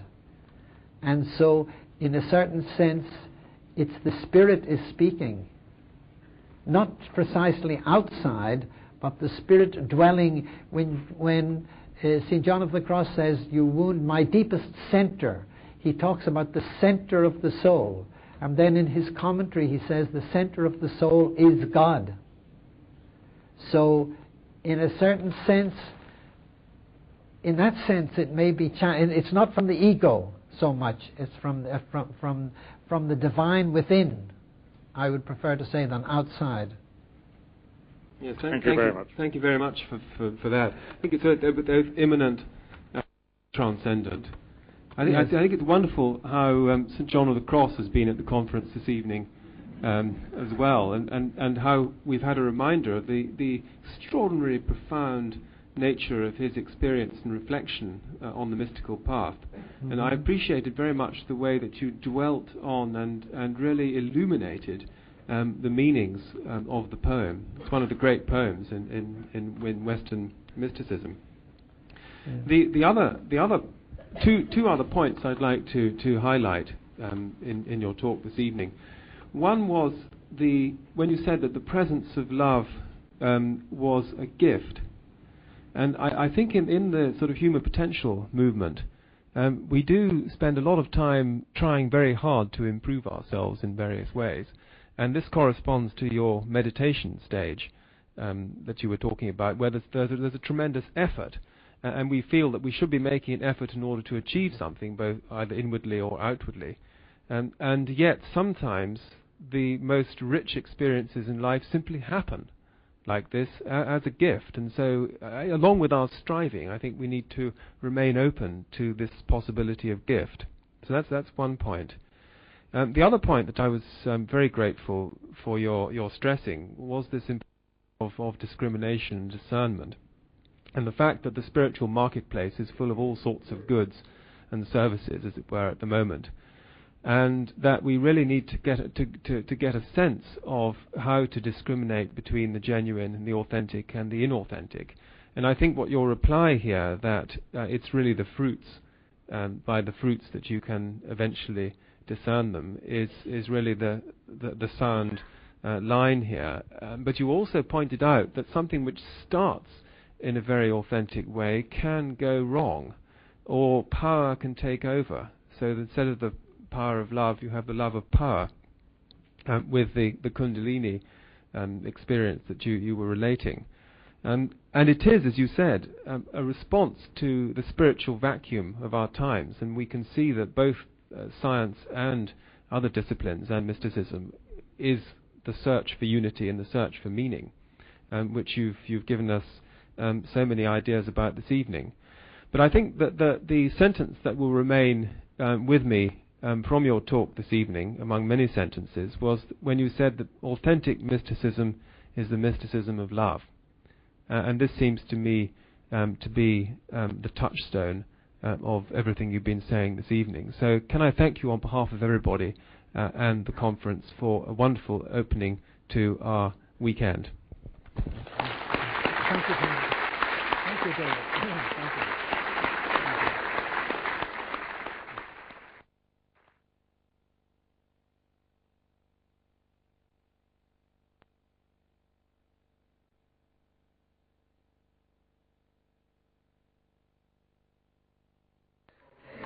Now, first of all, I spoke about progress.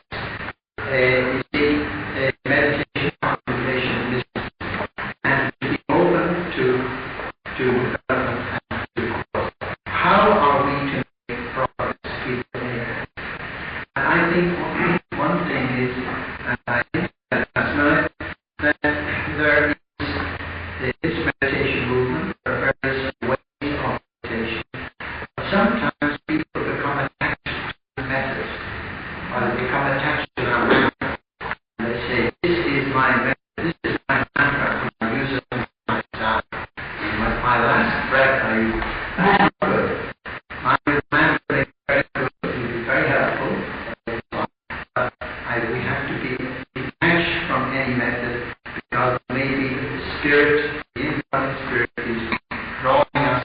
For example, the time first may be repeating a mantra, and then the time may come when there's one silence about any words. And then the thing is, inner unification and sense of contemplation. Then you're silent, and then you be open to start again. You get all distracted. You use the mind, and they get all distracted. Okay, but that silence is in fact very precious. So the thing is then, as time goes on, to surrender. The way St. John the Cross puts it is, you see, you start to make progress. You're like a little child, and the mother wants to pick up the child and carry the child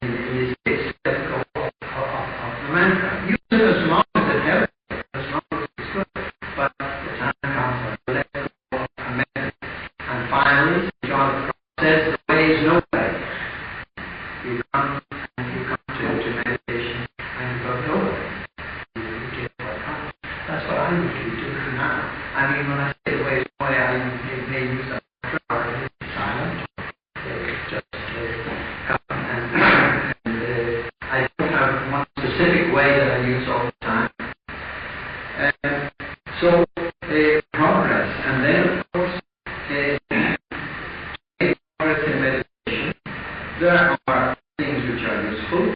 One is the training of the body. To sit, how to breathe. This is very useful. More important than that is the action. Letting go, letting go. And more important still is a lot of compassion and a love for other people. These are things that really help us to grow in meditation. Seems to have a very strong the thing is to look at it, and this is the way to progress. So that's one thing. Another thing that people ask me about was the Kundalini. Well, that's something I really studied myself. I really got interested in Kundalini because many people, and many Christian people, just contemplate, find that something happens, that some is unleashed. Now, there is a book, and it's entitled Kundalini and Christian Spirituality by an American called Serpent. And he relates in that book how he was a devout Catholic, Kundalini, and is a devout Catholic, and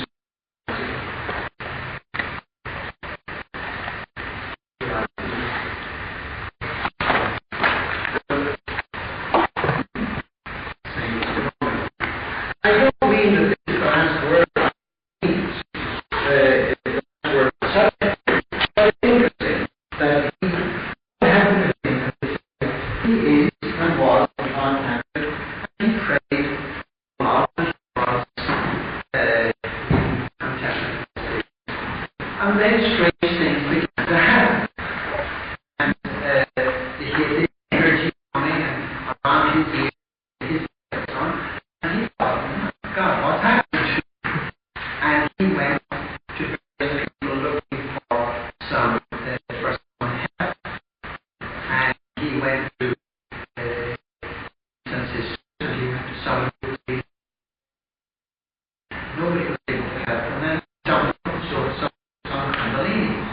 And he said, well, listen to my experience happened to me. So he sort of integrates it. And it is a very dialogue. And he was and is a very devout Christian, very committed Christian. But at the same time, he has learned a lot from this Kundalini. Now he's alone.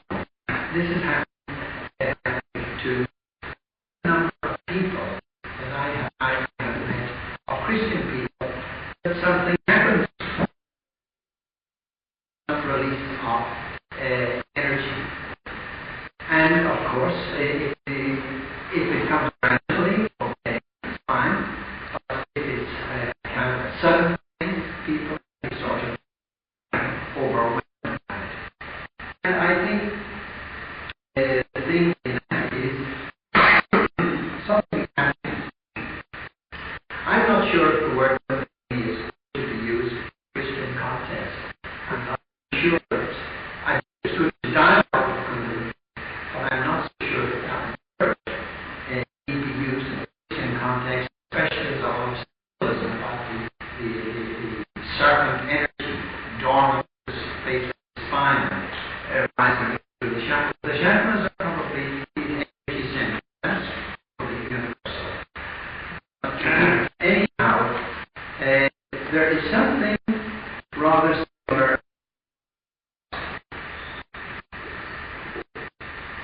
in St. John where he speaks of the inner fire. I spoke about yesterday. This inner fire and the love of it and how he would say that this is a spiritual experience, but a certain sensible overflow on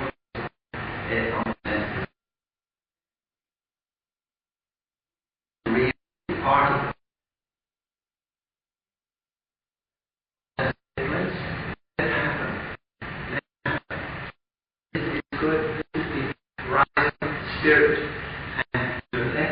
to let it happen and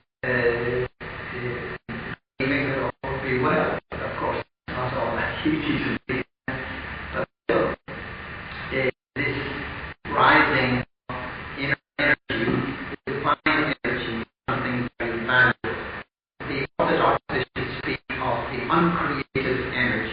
Uncreated energy, God the uncreated energy rising up. So to let the energy come, and that is part of the process. So, rest then, and through contemplation, I myself, you see, that people can be shocked if there's a sudden release of energy, but there can be a gradual rising up of the spirit and the divinization of the person. That is something very desirable, but that gradual is a question of divinization in Eastern Church, in Orthodox Church, about the divinization of the person. Now,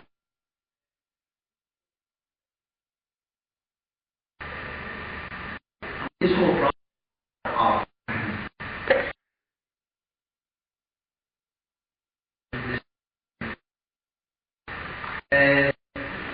people, I said last night, people speak, or old theologians speak of the invitation to. Is everybody called to this? And could everybody be called to it at least before death? You know, before death, there can be a great purification. I was impressed by that, which was something the Tibetan book where he describes, practically speaking, I believe, the way I interpret it, that the process of dying can be a contemplative experience. It can be a contemplative experience, night of the soul, painful if you want, and then and the marvels, but having the ground philosophy called, it's really the idea of the moment of death, which seems to me is very parallel to the Christian idea of the deity of God, you know, so dying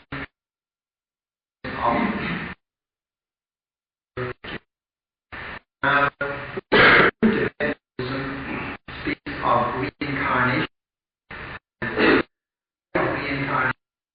purification, and then finally, one cannot enter into the nirvana but a long period of purification.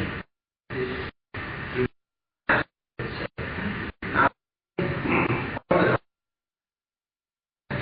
there is the idea that also there has to be a long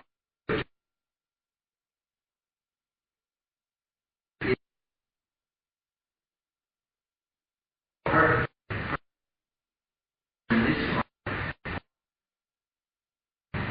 I begin for Christians, it's good to think about this doctrine of purpose, which was not much thought.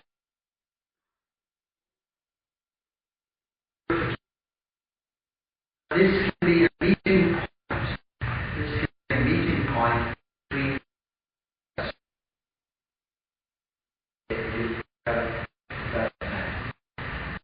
I could see how the Tibetan living and Buddhism is very far from just Christian.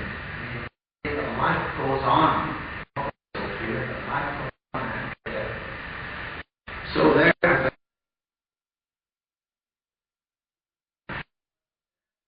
purification is called this purification, which can take place during life, perhaps the purification is the to the beatific vision, in the vision of God in the Christian way of thinking. Now, someone said last night in the questions that the dark night leads so bad off, and that there's some. And I thought after that, a very good point, actually. Perhaps I didn't answer adequately last night. Because, you see, it's true. St. John of the Cross, he writes about the dark night. On a dark night, with anxious love, I went forth, like the bride in the candle. My house being now all still, still. He goes forth into the night, like the bride, red light, called out. Then in the second verse, he writes, "O happy night, O night more lovely, happy night." And he says it's wonderful to enter into this. But he wrote night, "O night more lovely than all." But he wrote that when it was over.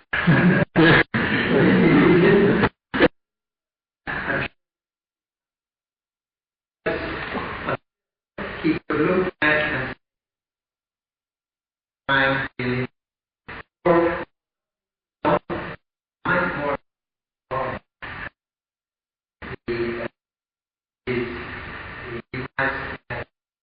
blessed night, the dark night comes to tranquil night.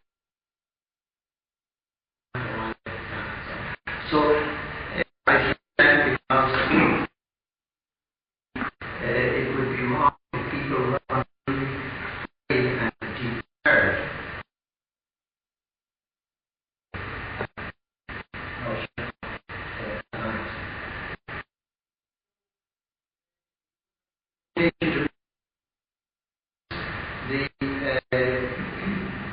This taking place in everyone's life at some time. You know, it doesn't know when. Some people they call early, some later, some people die. This of death as the contemplative experience, time before death, you see, really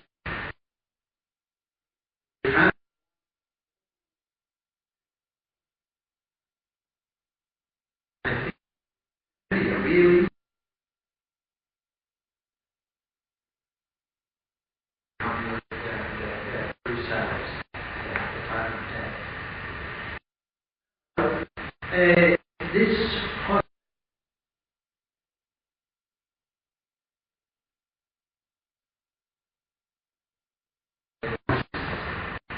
I told you that I was in Tokyo. Now I had a seminar, and this was for anybody, you know, I mean, people of any religion or no religion. But I believe there is a certain human wisdom common to family, and this will bring us together, but are the same and different. And the difference is very important. The people of various religions cherish their own religion very, very much. They don't want to be interfered. And so the commitment, the deep commitment to Jesus, to the gospel, and the Buddhists have committed to the Buddha and the Dharma. And so, but at the same time, while keeping this commitment, we can be friends, and we have to be in one world, love one another, and meditate together, and so on. So I gave them various meditations last night, every day, good day, and that's really a great one. Every day, good day. That's a faith which is common to humanity. Deep down, we feel you very, very challenging, of course. Take the people who've done many of day, that terrible massacre took place. Could they say that that was a good mistake? Maybe they could. Deep down, of course, it would take time. The day of my death is a good day.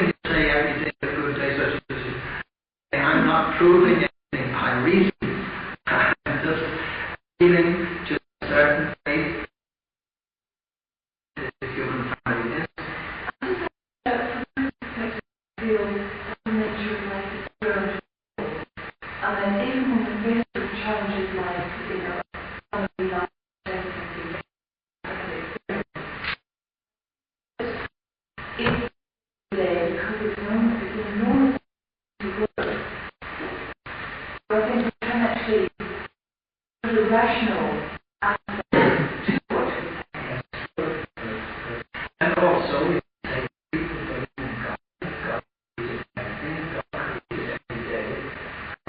It must be a good day. In a possible situation, one shouldn't go say that to people all the time. I mean, it's a terrible practice. You just keep out and listen and criticize. Of course.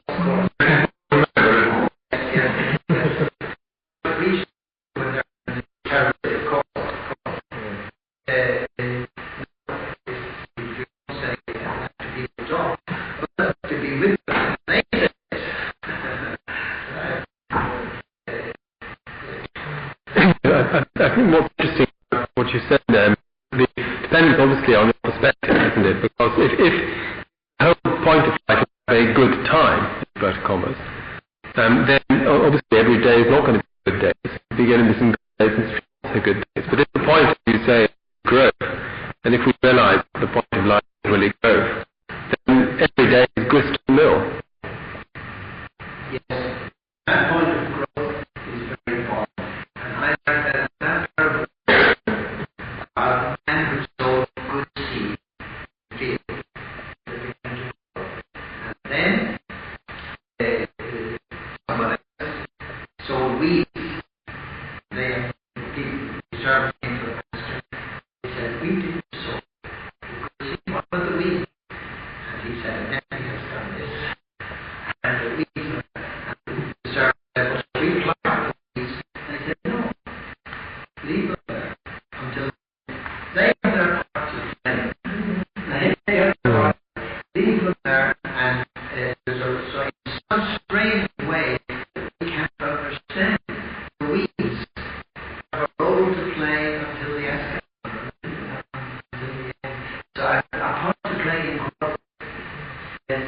But I actually do share this perspective when I'm helping people, so that frequently when I encounter people, they're absolutely involved in a black hole. And I do share with them gently when the Buddhist point that the whole nature of life is to grow and evolve.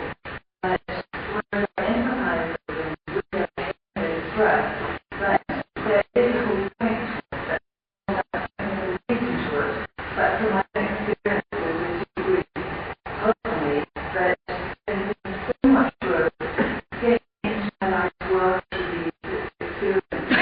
Whereas before I was just involved in my teaching and the business world, I had these issues. I think my own experience is a very strong case to share with people and help with context that they can actually honorably work through it and actually go beyond it. It takes time. Yes, yes. But you see, the thing is, it's not just a question of saying to a person every day is a good day, say yes or no. This is a meditation.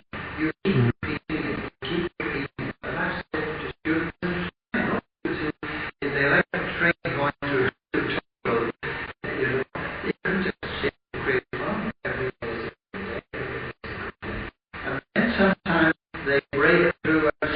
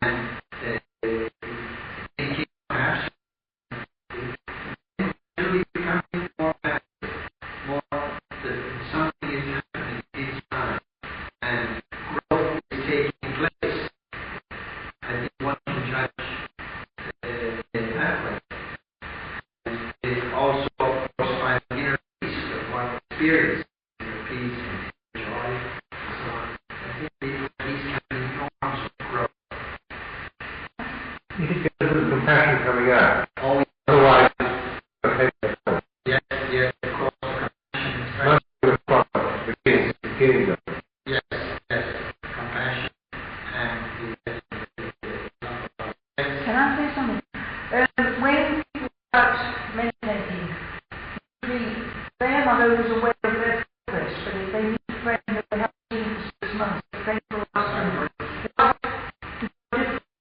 how are you doing this? It makes a difference. And then they'll think of it and say, well, I've done meditation.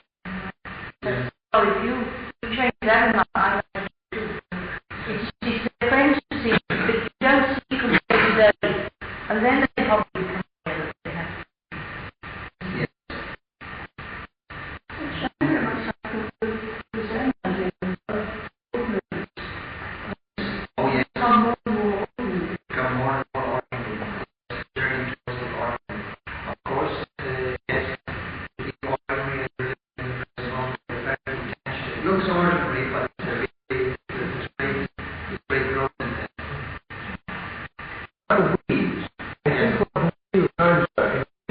Consequence of finding out more of what once he gets there, finds ourselves feeling sorry for who end up in mental hospitals like so much there's a few weeks to keep one from good enough to say within reasonable bounds. So ultimately I see that it's some sort of function for good. Yes. And the weeds are within us too, of course. Well, we come out with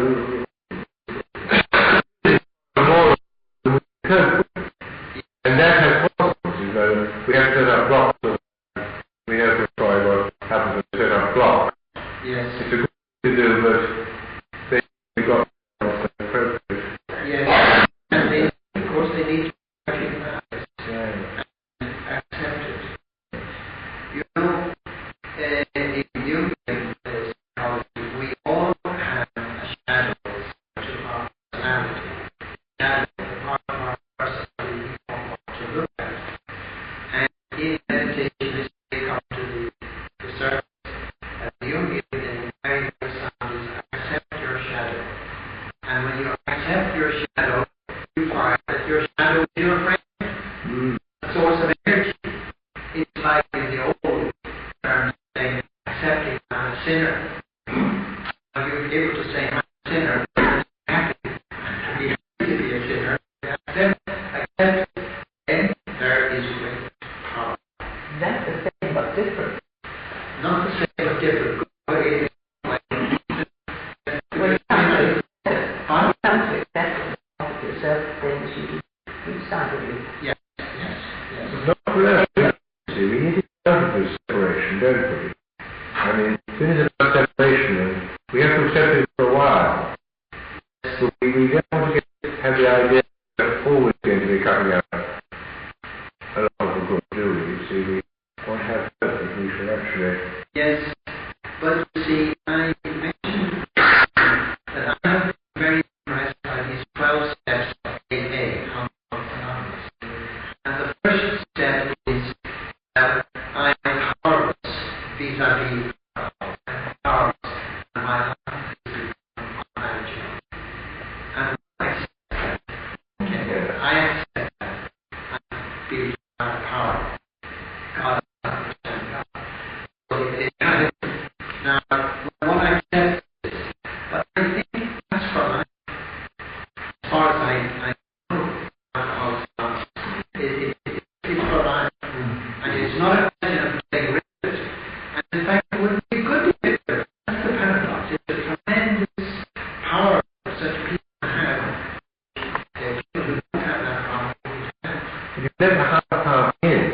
The problem is the separation is away, can't you? You can't solve the problem. You never have power in. Yes. I would say yes.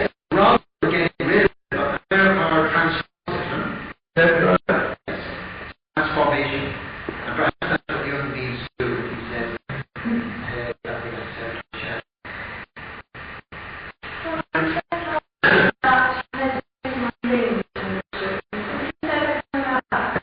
Meditating on weakness. Yes, I think that's very, very good. If we have the freedom to take it into meditation and turn it over, and I think for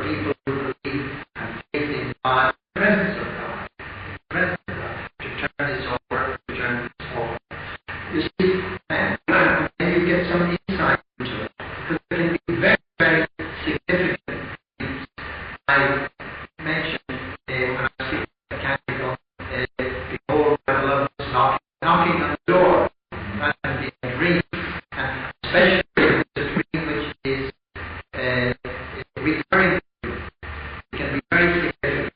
And put in religious terms, the spirit is speaking through but it has to be discerned. So I think it's very good just to come to meditation, to a deep level of meditation, to turn home, not looking for anything, but let it reveal what it's saying. If we have significant dreams. You see, there's an art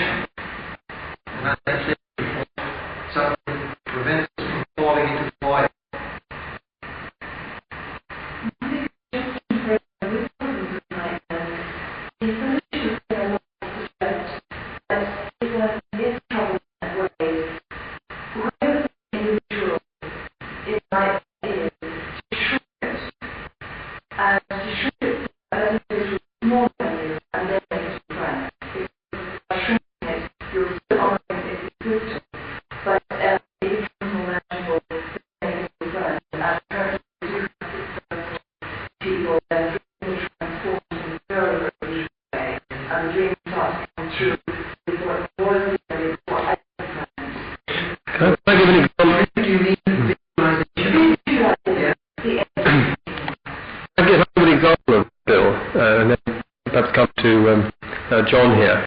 This is from Margaret Ray's book on near-death experiences. It was somebody who had a negative near-death experience.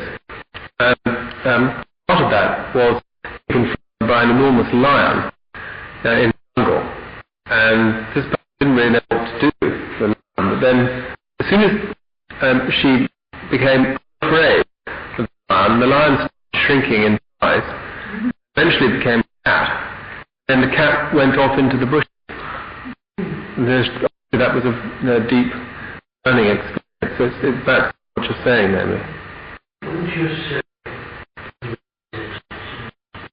that if you encounter something evil or something threat to you, without you can accept the spiritual initiative you walk towards it in mind,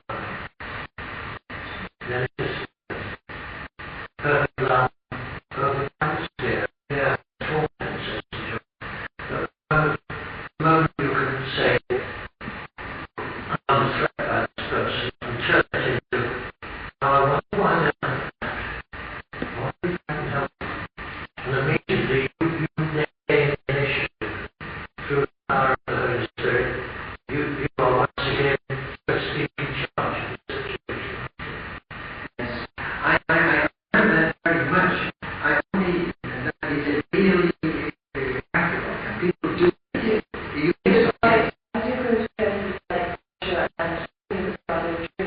yes. And I feel enormous around me. And I can't walk through the water. I can't walk at night in London because I feel the underground in London. I feel no fear. I feel love and support from people. That's what I'm feeling. And something really has to be now. Because God is very aware. Yes, yes. But the clearly people are interacting, they're feeling that I am very loved. And so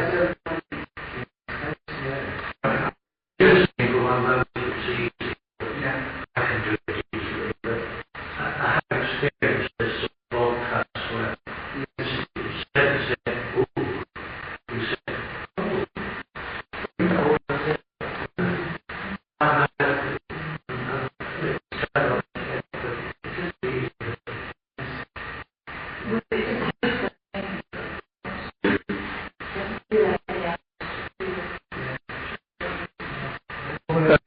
come to John here, who's had his hand up for a bit.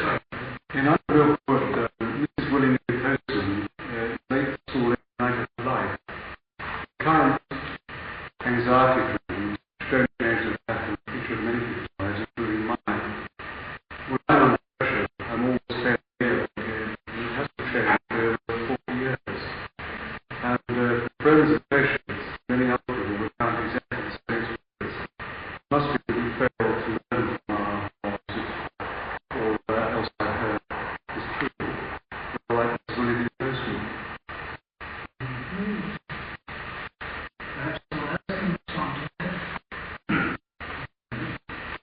Definitely learn to fail.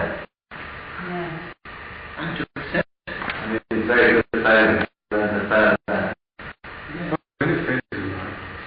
Oh, yes. Well, are there other many failure? We accept. Yeah. So the other thing was you were talking about progress. You heard people say right, there's no such thing as progress, there's nowhere to go. That's the Zen contribution. Well, you see, that's one of the paradox. Because you might say there's nowhere to go. Or are they sitting there for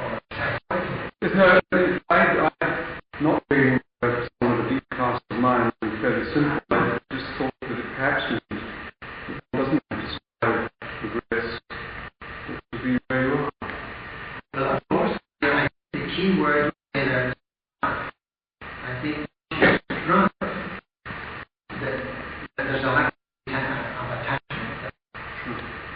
I was going to ask you one other actually ask you, which was the thing that I find most difficult is in the context of things that they're like where things are very active. It's actually very difficult to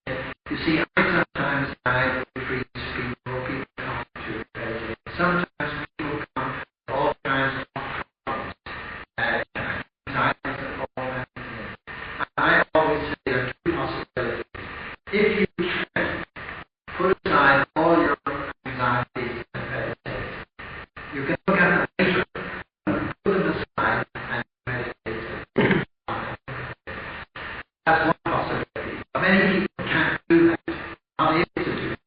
Then I say, okay, take it into your meditation. Like I said before, turn over like a dream or something. But you see, not remaining at that level, top level, down here.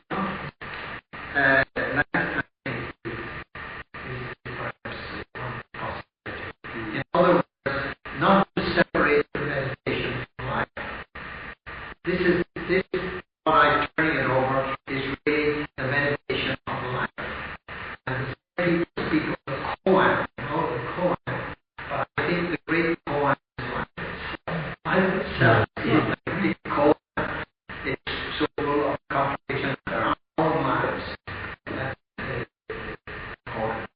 You must be taking that, not sure. I remember then I what was the most important thing about this meditation? He's trying to meet life in the community.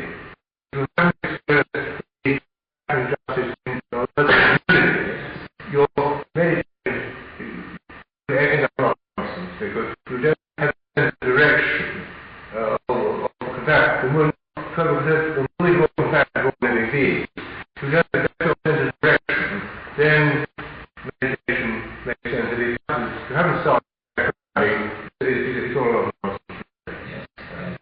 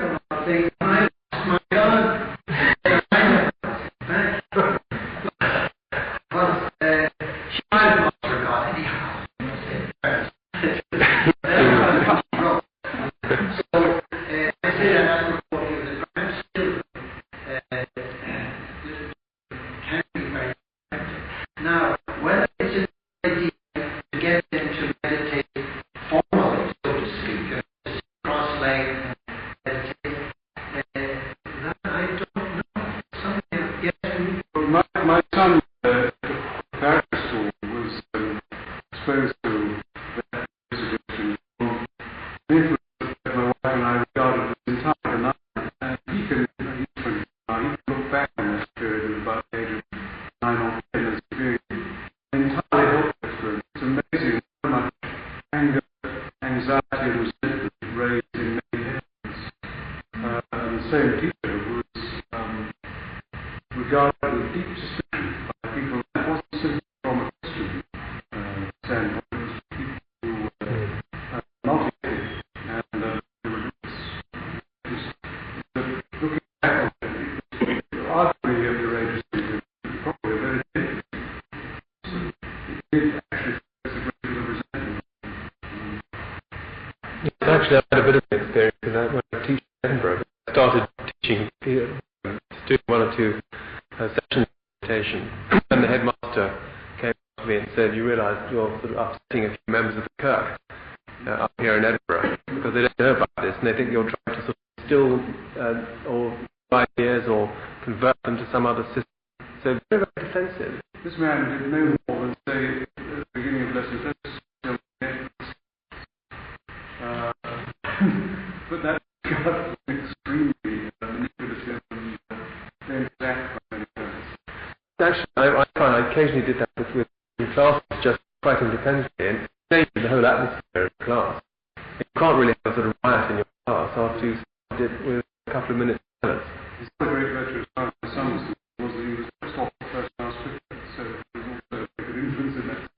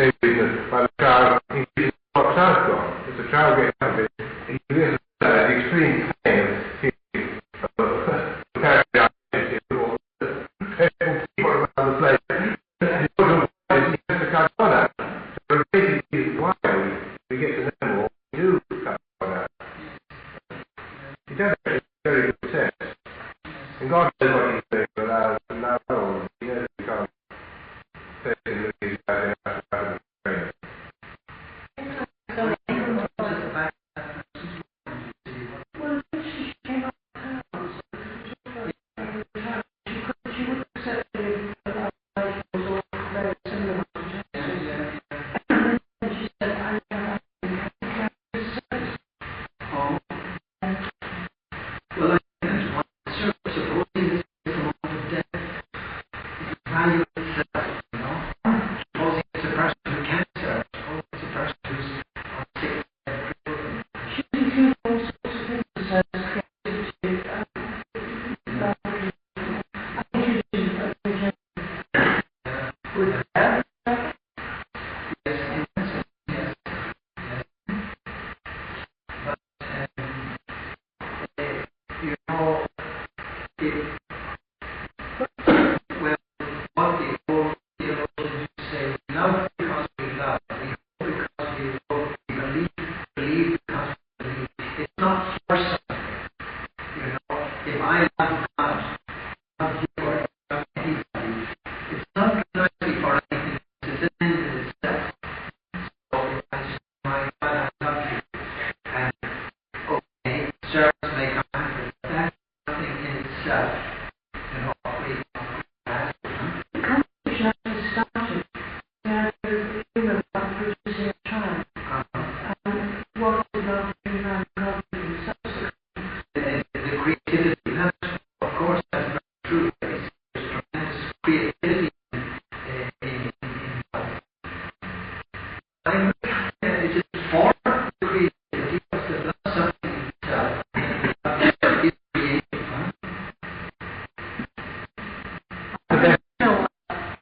Unconditional love is something, yeah, it helps you over, it makes you cry. I've experienced that when I'm healing people. I've healed them and sometimes my tears come down. And the person I'm healing said, I felt this love coming over. So it's coming through me to them, and it's for me, it's for everybody. It's something so, there are no words to explain it. It's just, you begin crying because it's so beautiful. It's like the yoga for Hindus, Gita. I mean, we have to ask for giving up all fruit activity. So, today we get something else. And so, we're not beginning with fruit. And the discourse is only for review. Then you simply get Krishna, who Lord Almighty, see himself in you. You not, the last good you have to give, the last good you have is seeking for good. When you become very good, you start seeking for good. That's the last thing you have to give up. So you must be attached to anything. And like when Jesus wants to die on the cross, of course, the cross is, and dying in the grass, where they're putting grass. I mean, he said, well, if you want me to die in the grass, that's all I need. I have to give up good of dying on the cross, according to the promise. But he wants to come to that. And this is what is right at the end of it. And we have to pursue the good before we can give up, before we can surrender it. And we're trust in the unmovable to do this thing.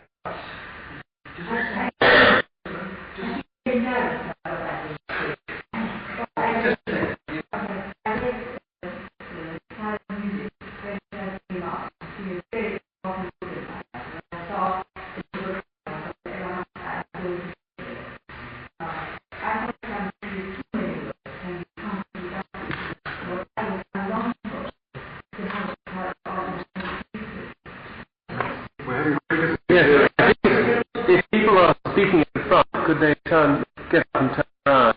Or half around? No. The long before is a time of contemplation with skills. I was still tremendously impressed with this last night. And we can have two maybe about that. Yes, I'm beginning to feel the same. Shall we have two questions meditation? Yes. Okay. Yes. I would like to talk about spread and progresses. Presumably you're thinking of something like, or talks about environment, or a place where one gets to. And I would like to, it's unusual, but I would like to ask how you perceive that as a state of being, what enlightenment might be like.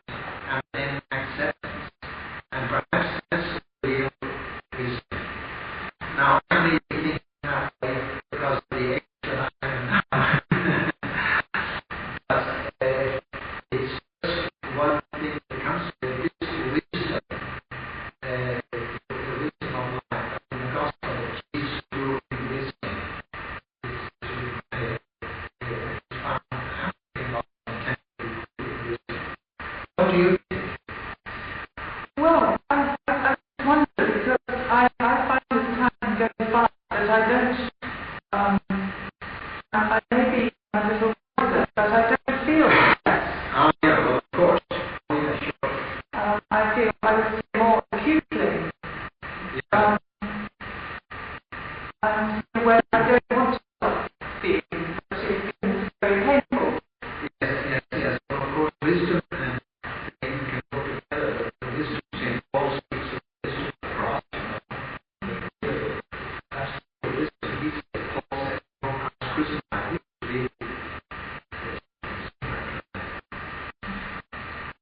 To be answered, okay. About Kundalini. About Kundalini. I'm happy about saying well, that's uncreated energy. I mean, depends what you mean by that. I mean, surely something we could use well or badly. It's also going to be transformed. I mean, maybe it's not my individual energy, but it's the energy of the earth. But it's not, I don't see it uncreated. It is used. It can't be unmoved, okay? I did not mean to say that the Kundalini is uncreated energy. No, I was speaking about Kundalini, and then I went on to speak about the Orthodox tradition, and say the Orthodox tradition, they speak of uncreated energy. I didn't say uncreated energy, it's Kundalini. So I haven't clarified that point, because that's a very important point. Oh, yes. Uncreated energy is God. Exactly. The uncreated energy is God, and the Orthodox they say the Orthodox tradition that you cannot explain mysticism unless you see God as uncreated energy. So it's very relevant for this seminar. We can clarify that point. Yes. No, Kundalini is this. If I just understood it, I understood it. Okay. So now we want to meditate. Yes. And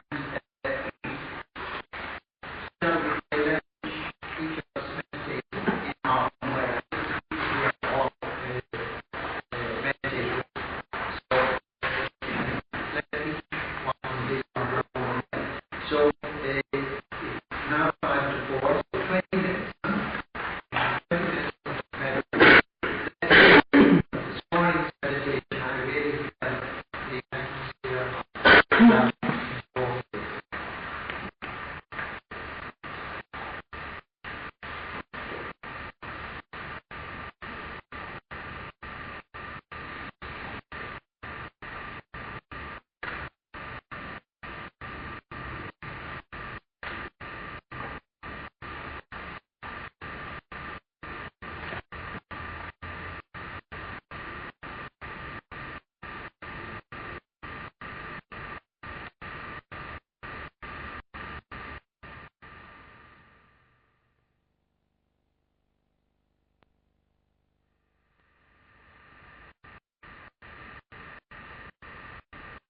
let us conclude our meditation with great gratitude and compassion.